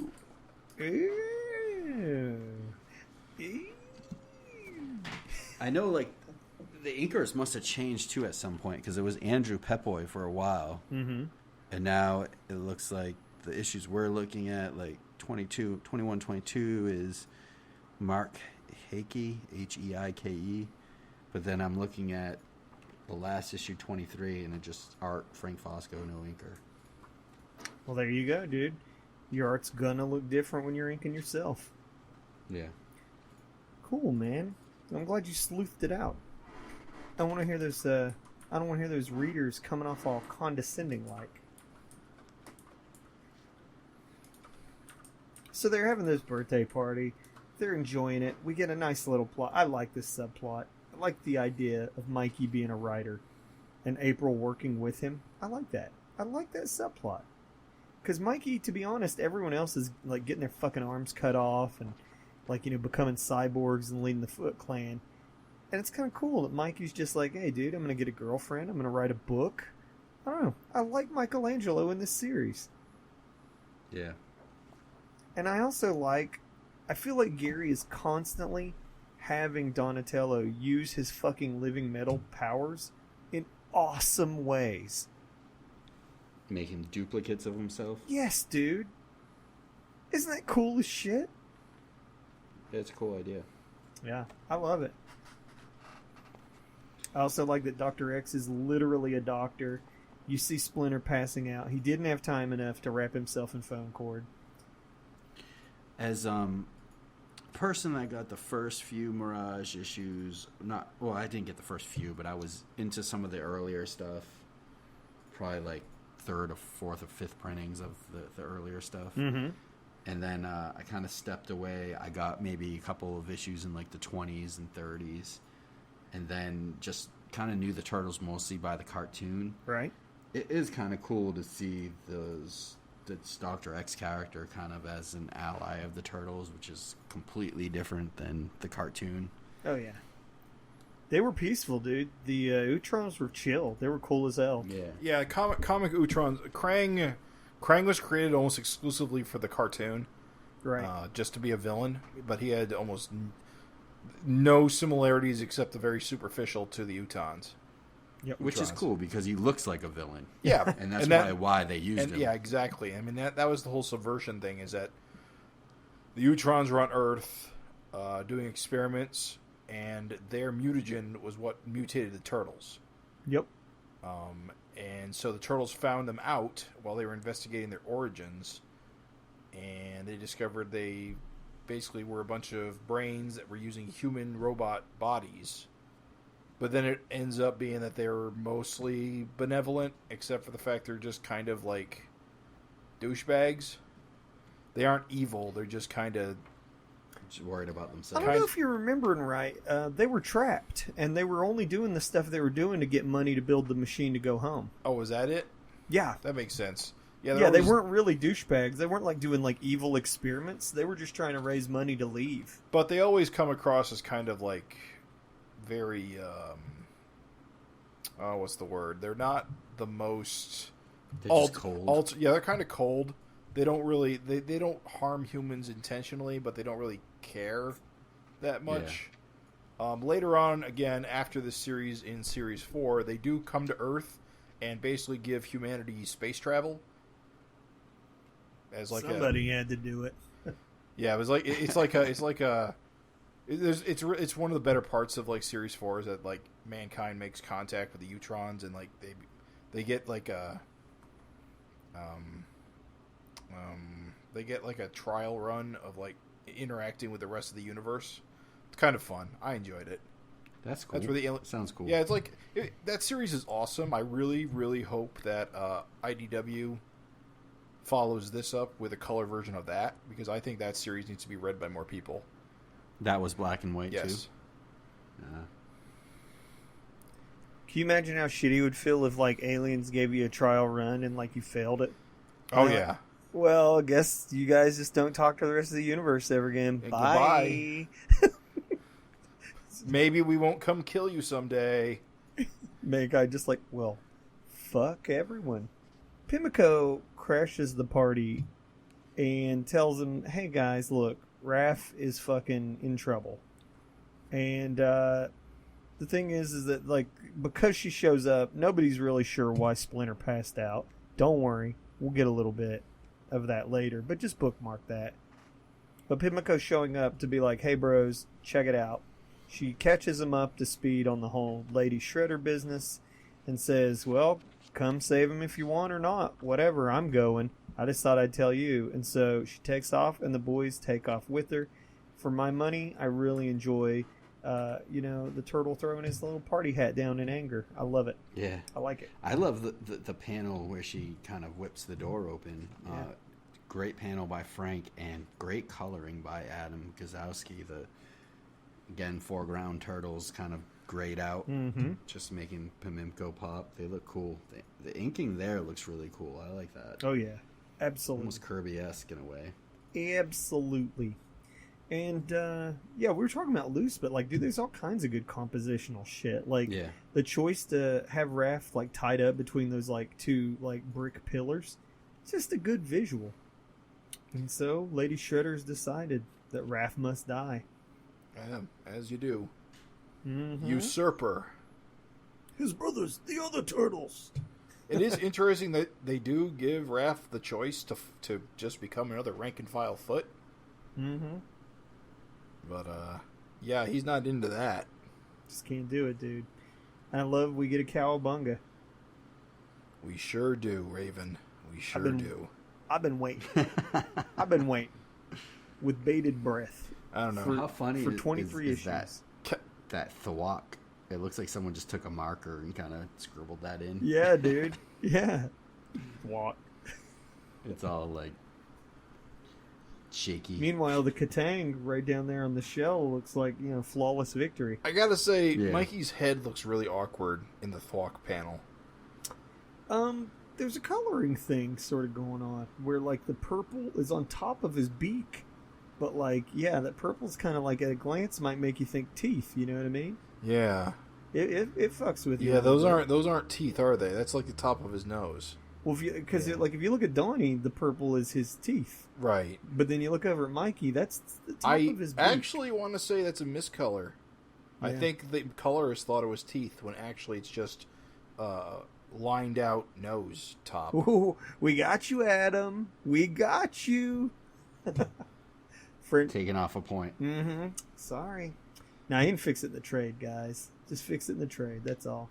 But no, good eye, dude. Good catch. Yeah, I think you're right. Like, the beak should be green, and then that's his teeth underneath. But, dudes. Lady Shredder, just, like, kind of seems like she knows Leo. What up? I don't know. There's mystery unfolding. That's all I'm saying. Yeah. I mean, there's only one obvious choice. And it's a character we haven't seen in this series. Go ahead, say it. Well, it's what's her name? Curie? Ace Duck. No, yeah, it's Ace Duck. Ace Duck's under the armor. Admit it. Mutagen man. Mm-hmm. That's it. I forget her exact name. It's like Kurai. Karai. I think she is also Shredder's daughter. She's mentioned in the previous issue as being out of favor with the Foot. Right, and remember that Pimiko is only claiming to be Shredder's daughter. No one knows. Really. And Kurai has history with these guys, so it would make sense that she would know Leo. Right. So she's like the obvious choice here under the armor. But again, the Foot said they were out of favor with her. Right. So I don't know. Maybe someday we'll find out.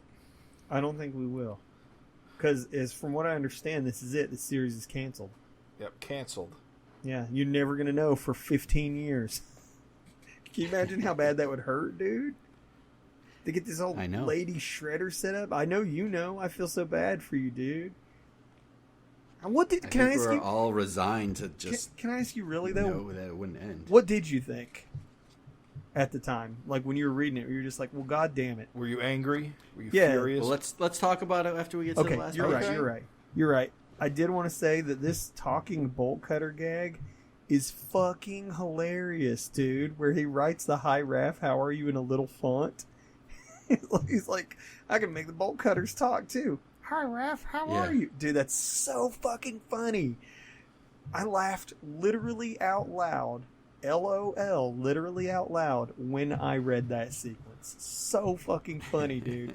And I think it's important. Like, I don't know. I know we said it before, but like, goddamn, dude, Gary just really nailed the turtles. He really got their personality. Give them this like immaturity and stuff. Yeah, so funny. Hi, Raph. How are you? Yeah, and then the cyborg clone getting its head knocked off on that same page. So good. This is good shit, dude. Sorry I jumped ahead. Lady Shredder's sort of like, haha, you don't recognize me? I'm hurt. So that was on this page where she was like basically telling Leo, look, bro, you should know who I am. We also get to see Donnie merge with one of his clones because he's just split his focus too much. Again, it's cool thing after cool thing with Donatello. It's a very Kirby thing to have two guys crashing into each other like that.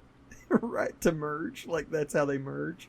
The sound effect is Kerrang, too. Kerrang. Love it, dude. All this stuff is so good. Leo using the pop blade. Oh, it's so good, dude. This shit is... Remember, when I started going into this series, I was kind of like, I guess I'll be a... Now I am... You were a little shaky on it. I was. But, dude, I love it. I feel like there's so much cool stuff going on in this, like, every issue. And here we get to see, like, what the deal was with, it's Chang, right? Chang? Yeah. So we get to kind of, like, the thing is Chang kind of reveals, you kind of find out why Splinter's just been such a constantly collapsing, shaky mess all the time. Right. Yeah. Old man Chang here has used his foot magic to basically siphon off Splinter's mojo, dude. So he's got like techniques and everything. And makes you tie yourself up with phone cord. I guess so, dude. Listen, when the Ninja Master steals your skills and your essence and your life force, you're gonna tie yourself up with phone cords a time or two. It's just gonna happen. Didn't you remember in American Ninja that happened? I don't recall that. No. Look it up on IMDb. Dude, I saw American Ninja in the theater. Did you? And I don't remember. My dad took me. Can I say, if we have any younger listeners, it is literally impossible for you to understand how much America loved ninjas. Yeah, they wouldn't shut up about them. God, I had posters with all like the different meditation forms, like the hand. Yes, dude. Forms. I had rubber throwing stars. Yes, dude. Yep. I came around well after that. No way. And that was all before Ninja Turtles. Yeah, that was all before Ninja, because I had Ninja Turtles, which were a generation removed from the Ninja craze. Craze. They were born of it because they are direct references to the Daredevil era that came out of it. Right. Yeah.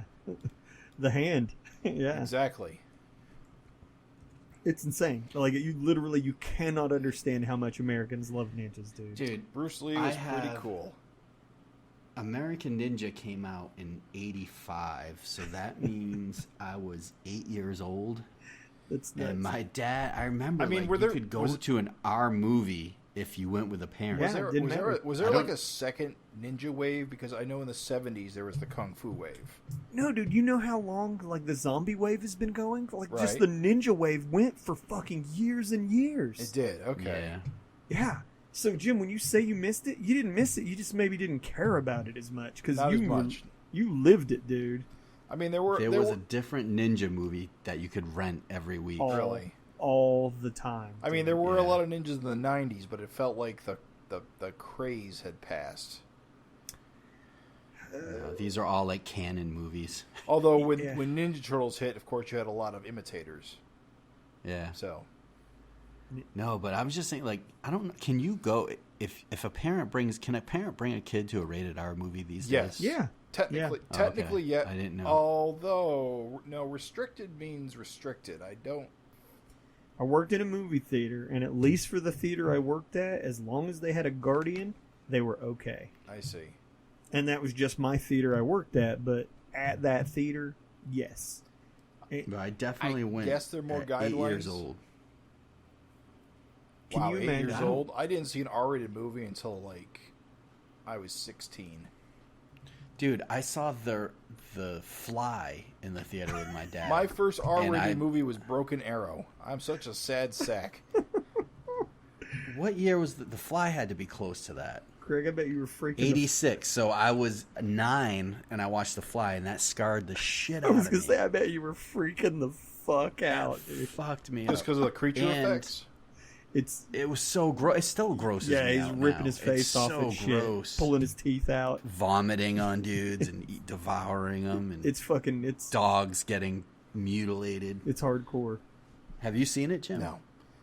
It is hardcore I don't like the body gore. horror stuff, so I tend to avoid Cronenberg. That's what it is. That was my first experience with it, and it was like mind blowing as a 9-year-old. Although I did like The Thing. I was okay with watching. I saw RoboCop. Oh yeah, RoboCop's not bad either. RoboCop is bad. No, he's like shooting the guy in the dick. Yeah, dude, it's pretty hardcore. Well, wait a minute. Bitches leave. Wait a minute. The shooting the guy in the dick thing, you don't even see anything.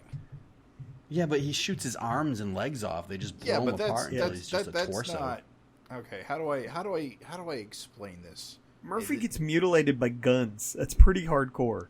Yeah, but it's not the same thing as the Fly pulling his teeth out. Oh no, absolutely No, not. no, But you're it's right. still I can't. And that guy that gets mutated and explodes at the end, even that's not horrifying. But I can't imagine. Like my daughter is going to be 10 this year, and my son is going to be 7. How irresponsible! I can't imagine bringing them to that stuff. You got to though, Craig. No, you don't. Can't raise a wimp. I can't do that. Like it's too much. Nah. Like I don't know. Like that. It's not good. There are ways to ease them in. You got to watch Who Framed Roger Rabbit, and when they start when Judge Doom gets flattened and he has to reinflate himself, if they run out of the room, they're not ready. Dude, it's funny you say that because I started watching Who Framed Roger Rabbit with my daughter, and it's a little weird in places. Oh yeah, it's super fucking like dark and adult. Yeah, there's a ton of racy humor in it. Remember me, Eddie, when I killed your brother? This shit is scary, dude. Or have them watch Home Alone, and when Marv steps on the nail, if they cringe, they're not ready. They have watched that. Stepping on the nail always bothered the shit out of me. That was the worst. My son, who's 6 now, he's going to be 7. With Home Alone, after I watched that, he was so scared, like scarred, that like home intruders were going to come. He was so fucked up over it. Like that's a normal thing that people try to break into your house. And I was like, fuck. That's funny. Anyway, we're getting way off track with weird B movies from my childhood that scarred and affected me for the rest of my life. It's okay, dude. It tied to Ninja Fever, so it connects. They corner Chang. Chang doesn't have any choice. The Foot are defeated. He's fucking alone. Believe it or not, Gary does a goddamn callback to issue 1 of Ninja Turtles. This is the hardcore, the most hardcore thing. Shredder pulls a thermal grenade out, and in the original issue 1, it was real. And the fucking roof where he, got killed basically by the turtles blows up. Here, not so much. It's a fake out. It's just fucking fireworks. Just enough to escape. Yep. The old ninja trick of fireworks. So I love the inks on that panel, the cityscape. It's cool. yeah, this is good. And I gotta imagine this probably looks way the fuck better in color. Nah, black and white looks pretty sharp, the contrasts. I would love... Listen, president of IDW, I've already called you out for being an incompetent clown. Chris Ryall, if you have any brains and you're stupid... Going hard, dude. I know, dude. It's because I know he doesn't listen. If you have any brains in your empty head, you're going to release these black and white in an omnibus. Hashtag release the omnibus. Some real kayfabe going on there. I like to keep it real. 100. Color is for cowards. That's what I say. Come on, Chris. Quit pissing us off and give us what we want. At any rate, so the fireworks work. He escapes, and then they're kind of pissed because they just don't know what the hell to do. But then in a twist, to end all twists, they decide, fuck it, let's get some birthday cake and invite Pimlico. They just jump off. Yeah. Woo, birthdays! And then it says never the end. I'm surprised they didn't take that out for this. I'm glad they didn't. Yeah.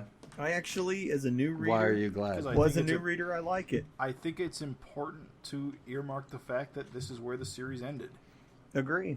You don't think it would be confusing for people that might not know this isn't a new series? Listen, if or... you're reading the series, you fucking know. He said, listen. You either know what you're getting into or you don't. For me, it wasn't. Obviously, it wasn't a big deal, but also it clearly says never the end. So yeah, never clearly. the end. I do think I gotta say Which clearly means it's the end for now. Well, I would love to know until next month. Yes. I would love to know if the decision to have them just be like, you know what, fuck Chang, let's get some cake. I would love to know if that was a decision based on the cancellation. Well, you know, the other thing, it's true, the very next page says next month, so... Yeah. Listen. I do, like, that ending is so, like, unacceptable. It is, dude. And now you can tell us how you felt. The beat goes on. This is how Savage Dragon will end. Yep, never the end. But you know what, Maddie? Let's just get some cake. Awesome. Pimimko is into birthdays and everything's just happy. And it's just like, it's like that ending on a sitcom where they just jump in the air and it's frozen. Uh-huh. And then Twilight. What's the name of that song? Twilight Zone. The beat goes on, starts playing.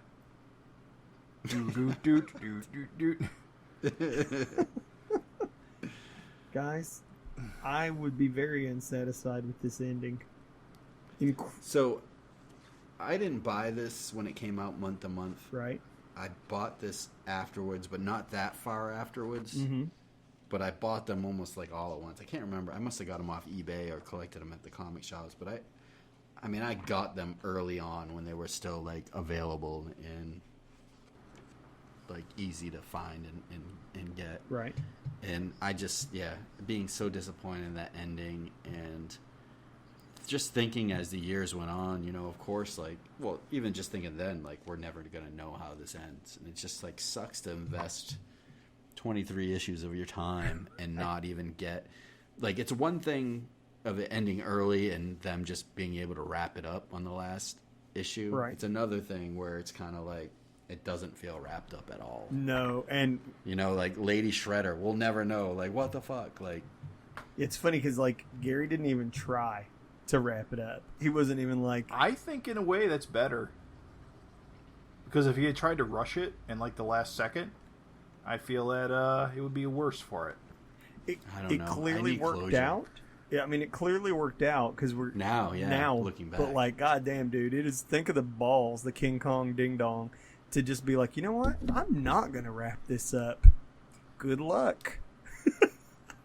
So I was right. The song is called Twilight Zone.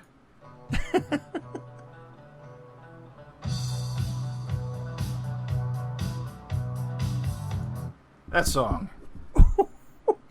Well, Well, thank you very much. I did not know that song existed till just now. Really? Because I always associate that song. Me I neither. associate that song with montage endings of movies. Like Leonardo, he went on to become a skilled swordsman, and Raphael, he never became head of the Foot Clan, but he retired. Years later, Happily married with 4 kids. Michelangelo was drafted and died in Vietnam. Oh no, dude! No, his book career took off. Don't you kill him in Nom? Nom. His book career took off, man. He still owns the old bookstore All right, with his main squeeze Hortus. I got an idea. So if this was the end, if this is where it ended, how would you guys right now at this point in time rank your experience with this? I'm still satisfied. For me, for my money, we got a lot of cool shit. I'm dissatisfied that it didn't end, but as a series, I'm pleased. I think as a series has been quite excellent. As a Savage Dragon side thing, I think it ranks up there with, Freak Force. Yeah. And other spin-offs of that quality. Mm-hmm. Agreed. Well, yeah, I mean, it had 23 issues to flesh out a lot of stuff, so not a lot of the Savage Dragon spin-offs had that much real estate to work things out. So I think that makes it enjoyable. Just the sheer amount of highbrow guest stars. And let me say, made that fun. As a Ninja Turtle fan, it is very much a Ninja Turtle series. Yeah, absolutely, dude. It feels right on point as comic turtles go. This is one of the unusual periods for the book because it does not have the usual suspects involved in it. None of the original creators, neither Eastman nor Laird, are involved. Your usual artists like Dooney and Larsen are the people who you usually associate with Turtles comics. Right. They're not involved. So it is. I know a lot of comic turtle fans aren't a fan of this period because none of the usual people are involved with it. It is not a Mirage series. Yeah. You know what, Jim? Which is hot take. Fuck them. I wouldn't go quite that far because holy shit, those actual Mirage Turtle comics are good. Mm-hmm. Yeah. But I think at the time this series ran, it got a lot of flack for not being the same, really. And also, the mutilations, I think, were also very not liked by the comic Turtle fans at the time.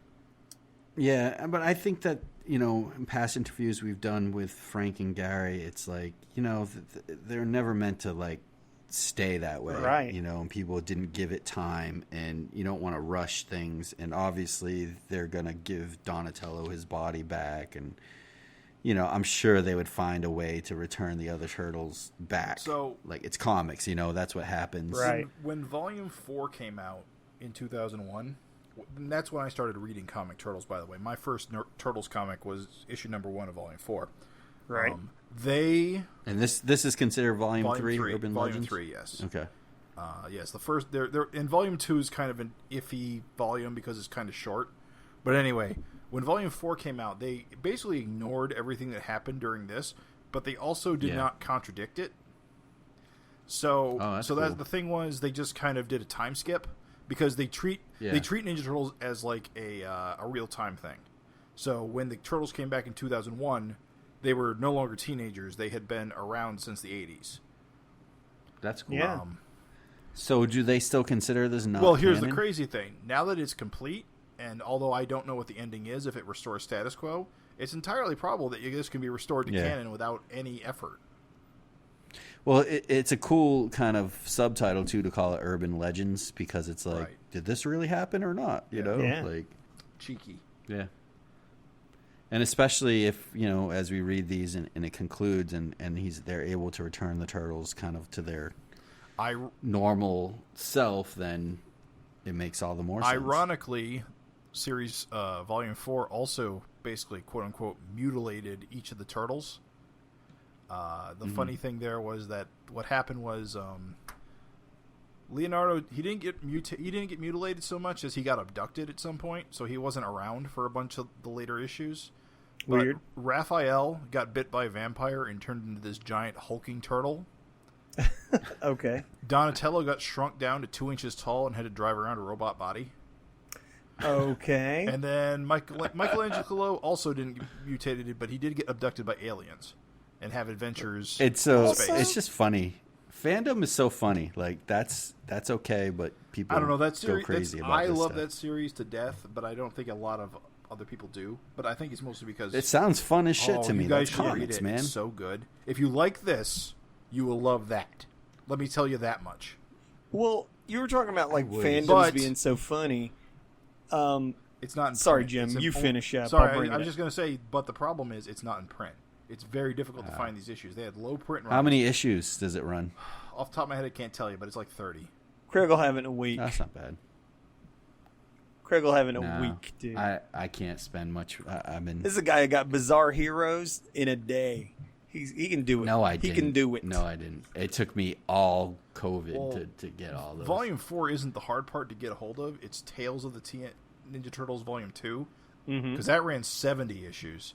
And those issues are a bitch boat to get. So, okay. How the hell are those not available? I mean, we're talking they're Teenage Mutant Ninja Turtles, one of the most popular franchises. IDW started reprinting the Tales stuff, but I think they stopped at a certain point. I don't think it all got reprinted. Also, the thing about the Volume 4 stuff is it actually only went 28 issues, monthly issues. Well, I say monthly. It was really sporadic release. It was really delayed all the time. But anyway, but at issue... why can't they do phone books? I mean, if the stuff's already black and white. Or digital. You know, I'm a huge print man, but like, for God's sake, if it means the difference between having it at all or not having it, Right. do digital. So there's another wrinkle to this, is that the series ended at 28, and then the Viacom buyout happened. Right. But Right. Peter Laird retained the right to continue publishing comic book Turtle comics. The most insanely sweetheart deal in history. So after the series ended, he released 4 more issues, mail order only, that were $10 a piece, and they were like Christ. double length, and they are the hardest issues to find. They cost $300 a pop on eBay now. Craig just says, Christ. That is an appropriate reaction. It's dude. entirely possible that IDW does not have the right to reprint these books because, again, Laird retained the rights to them. Well, he could just reprint them and make mint. Yeah, I mean, he stopped making Turtles comics after issue 32 when he could have, because apparently he had gotten burned out on Turtles. That's why he sold out to Viacom, because he had worked directly on the 2008 CGI Ninja Turtles movie. Right. And that experience was enough to finally burn him out on Turtles entirely, and that's what prompted him to sell out. If you watch that Toys That Made Us thing, dude, he's kind of, yeah, I could see Well, what you he's also described. getting up there, too. Yeah, Yeah, At some he's a point, lot older. he's He's probably a just lot like- older than Eastman.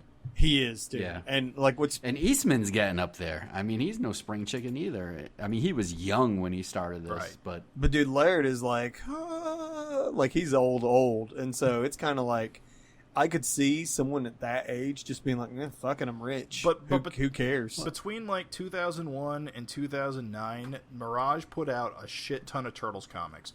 A new series, a mini series for each turtle. So there's 12 issues for 4 turtles. A 70 issue run of Tales of the TMNT, which was just a bunch of like anthology style stories. Right. A bunch of no, that was basically it, just that. But that's a shit ton of Turtles comics, and then the Viacom buyout, and then it's just been whatever IDW publishes.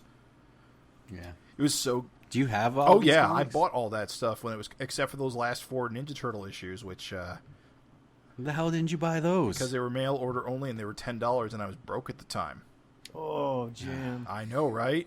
Oh, the But lesson I do have. is always buy it. But here's the other thing, because they were kind of this weird mail order thing. Mm-hmm. He also ended up releasing all the pages for free on his blog. So okay. I have 3 out of 4 of the issues digitally in that way. But for whatever reason, issue 31 didn't get released that way. So I don't have that one. Is that What a is jerk. that the last one? No, second to last. That's why it's Okay. worse.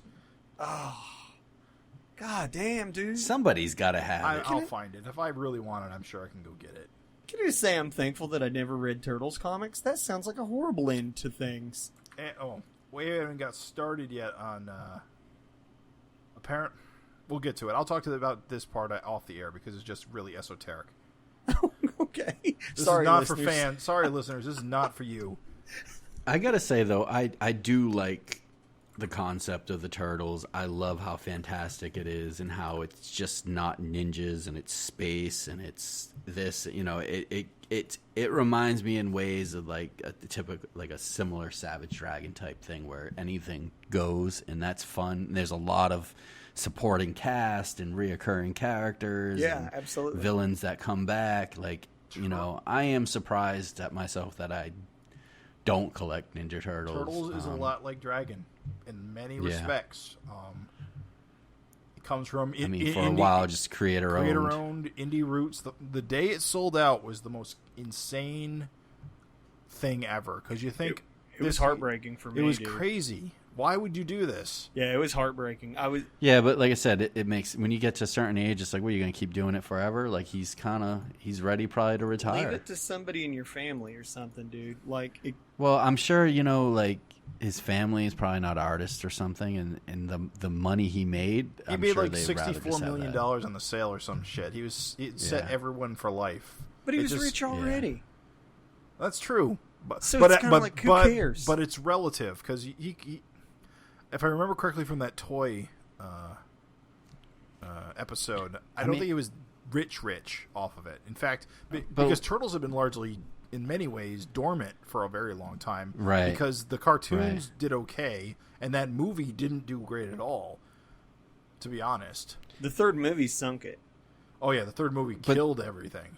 Yeah. I mean, things don't last forever either. It's amazing how relevant Ninja Turtles have been for how long. But, I mean, at some point, think about, like, Captain Marvel was, like, the biggest superhero at the time. And now, yes, he has a new movie out, but he's not at that level.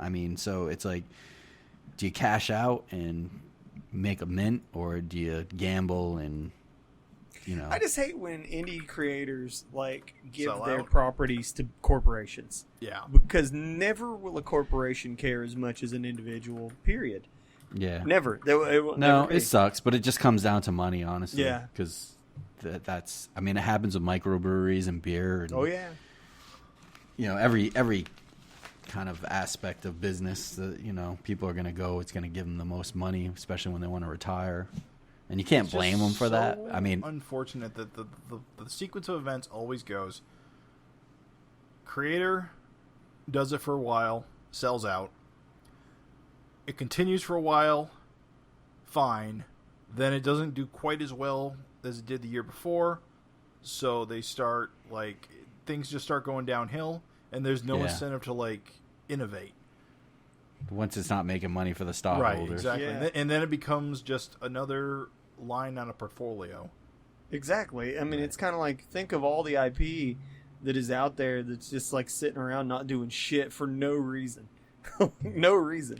Well, and that just means it's time for the next artist to step up and create something, and sometimes that's good in a way. Like, do we really need 40 years of Teenage Mutant Ninja Turtles, like, cornering the market? Let's get something new out there. Give someone else a try. Turtles is one of those concepts which is incredible to me, is just how popular it is across generations. Yeah. Yeah, there's not many. You think like probably like G.I. Joe, Transformers, Ninja Turtles. There's lots of things. There's Superman, and even there's like Spider-Man. Fucking Mickey Mouse. There's a bunch of stuff, IP that just, like, is built to last.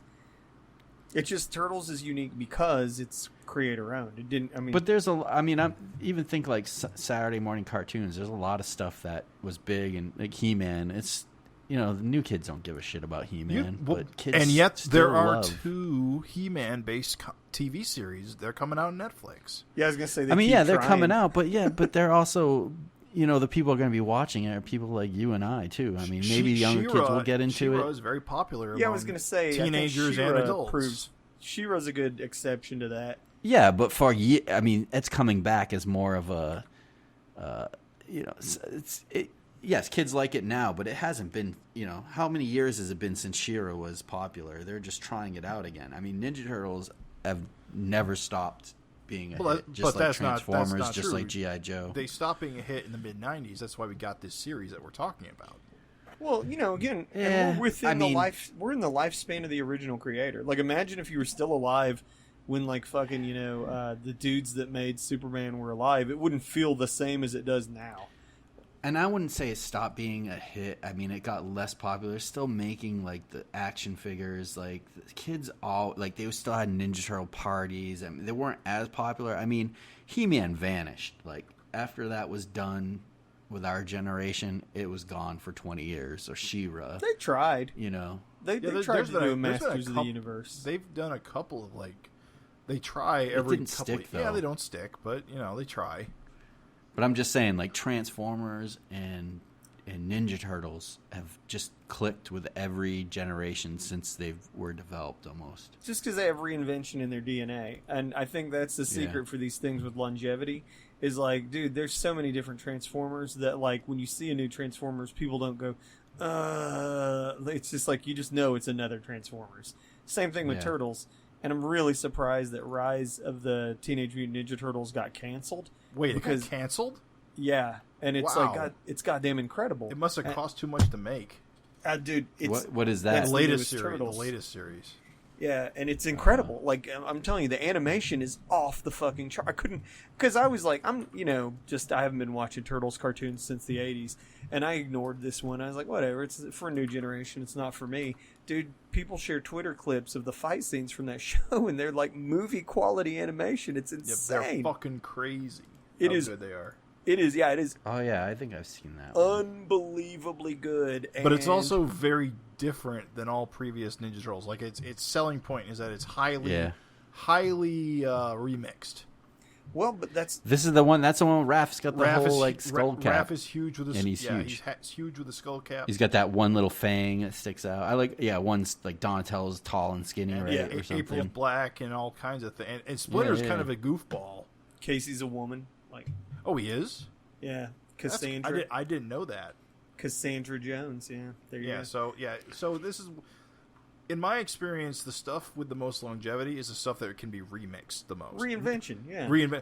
Transformers is very good at that. That's why Transformers lasts. Goddamn. Also, it's robots and vehicles. Right. I mean, yeah, but you can change everything about it and still keep that core. Yeah. And like Ninja Turtles is starting to go through that where, and like She-Ra was like that. That's why She-Ra did so well, because it was a complete remix reinvention. And why I don't think this new He-Man series is going to do as well as people think it is, because it's going back to basics on He-Man. Bro, Kevin Smith is like fanfic the professional. Yeah, I don't think he's going to go different enough. Yeah, but at the same time, it's by Kevin Smith. It's his baby project. Yeah, but then again, you can go so far as to get Thundercats Go, which was really bad. Two remixed. Too far. I liked it. I thought it was funny as shit. Did you? It's not supposed to be like serious. I have no opinion on it. I watch it. Actually. I was cracking up when I watched it, but it's not like it's just a goof on it. So if you liked it thinking it was going to be serious or like anything like the original cartoon, well, you seem to have come to it at the actual purpose, because most of the internet just shit upon it and never stop shitting.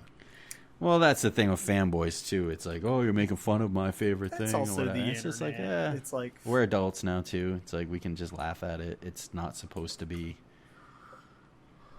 I don't know. It's the internet. A drama. Yeah, that's the internet, dude. It's like just the overthought and taking shit too seriously, and it's just like that's what's. It's kind of like taking it all the way back to Turtles, like this series here when it failed. It was just like, dude, people couldn't just appreciate it for what it was. Like, they had to be comparing it to everything that it wasn't. It's like, dude, just calm down. Like, this series that Gary and Frank did doesn't erase your memories, you fucker. Well, that's the thing, too. And it's just like music. You can't just keep doing the same thing. No. You got to try different things, and you get bored with the same thing. I mean, having a cartoon series that lasts 10 years or whatever it lasts, the original one, it's like, we don't need to see that again. It was done. You want to watch old episodes, watch old episodes. Yep. And that's also... And that's always been the thing, is that this new stuff doesn't erase the old stuff. People who judge their past on something new, it's always baffled me. Just don't watch the new stuff. Ignore it. You have to be able to accept too that because of money, because people don't support new things, because awesome new things happen all the time, and people ignore them. Things die sales death constantly, and so it's like, thanks to that, you're gonna have shit coming back all the time. So just deal with it, because it's gonna happen. And when they bring shit back, it's not gonna be the same thing. The new Battletoads game, dude, I love the original Battletoads. I love the original Battletoads. Apparently, like, it was fucking stupid to a lot of people because the new series kind of treats it like a joke. Right. Yeah, it's a silliness, and I get that too. Like, that gets old too, where everything's got to be a joke too. Yeah. I just let it go though, dudes. I was like, you know what? Fuck it. This is for a whole new generation. Yeah, the new Battletoads is closer to the Thundercats Go, just with a slightly more consistent art style. I just let it go though. As somebody who, like, it's funny. Like, I'm a comic artist, but like, it's so dumb to have Battletoads be important and influential in your life when it's a joke to a lot of people. Right. But like, if I was a comic artist and those Nintendo Power Battletoads comics, that shit influenced me so much. I was drawing that shit over and over and reading it, and I was like, oh. There were Battletoads Nintendo Power comics. Yeah, Battletoads Nintendo Power comics. I must have missed those. Those must have been before I was reading Nintendo Power, because I love Nintendo Power comics. Oh, dude, there were Battletoads Nintendo Power comics, and that shit for me was huge. And so, like, again, Battletoads are huge in my life. And this new game is just like, so like, wah, wah, they're so dumb. And I was like, you know what? It's cool. This is just not for me. I hope other people like it. And a lot of people do. I've seen a lot of people being like, fuck yeah, bros, this is funny. And I like the writing and the characters are cool. And finally I can actually play this game and beat it. And it's just like, dude, it's for a whole new generation. I heard it's a little too short, though, for the price they're charging for it, is all. True. But mainly, I'm just saying that, like, new shit happens, and I should say, old shit's gonna get brought back. It's not always gonna be your cup of tea. You can walk away. It's okay. Like, it's not the end of the world to walk away from a series, because one day they might do a reinvention of it that you fucking love. Yep. So, who knows? All right, I think we've said everything there is to be said. So yeah, we're going to be coming back. We're going to be coming back with another one of these episodes to wrap up this Urban Legends series. We got 3 more issues, the new ones that no one has ever seen before. New to the world. Yeah, it's exciting. I am excited. Maybe we'll find out who Lady Shredder really is. And I hope. I'm excited to kind of discuss and look at, like, the art approach on these new issues. We're talking, 15 years later. Such a huge gap of time. They're gonna be different. You gotta expect that. Agreed, and I do have thoughts, because there were things that I was like, huh. So yeah, it's going to be a fun conversation. It'll be interesting to see if we're satisfied with the actual conclusion now, too. And as a little sidebar, we may be doing a little bit of bonus content with it as well. We may be reviewing 5 issues instead of 3, but we'll hash that out amongst ourselves before the episode comes out. Oh. How dare you throw a wrench into this on air? Jim pulled a little Lady Shredder of his own. Yeah. We'll see how that goes. Listeners, we weren't prepared for that. You just heard me and Craig's real reaction. As opposed to Ninja Turtle extravaganza. Ooh. All right, cool. Well, guys, it was fucking awesome talking turtles with you. It's been great. The Savage Turtle Cast. Cal. The Shell Cast? Yeah, man. The Teenage Mutant FINcast. So, as always, you can always contact us at savagefincast@gmail.com. Leave a comment on our website, savagefincast.com, on the blog post for this episode, or any episode, really. You can find us on YouTube. Just search for Savage FINcast. We should pop up. Our channel should pop up. Latest episodes are going up on YouTube, so if you want to subscribe there, it'll get alerted when our new episodes come out, as well as we're always on iTunes and Google Play. Leave us some feedback. We'd love to hear from you. Do we get to say, hit that subscribe button and ring that bell? Never will we say that. All right. Cowabunga. I don't pander. Cowabunghole. Cowabunghole. Cowabunghole, what? Thanks, guys.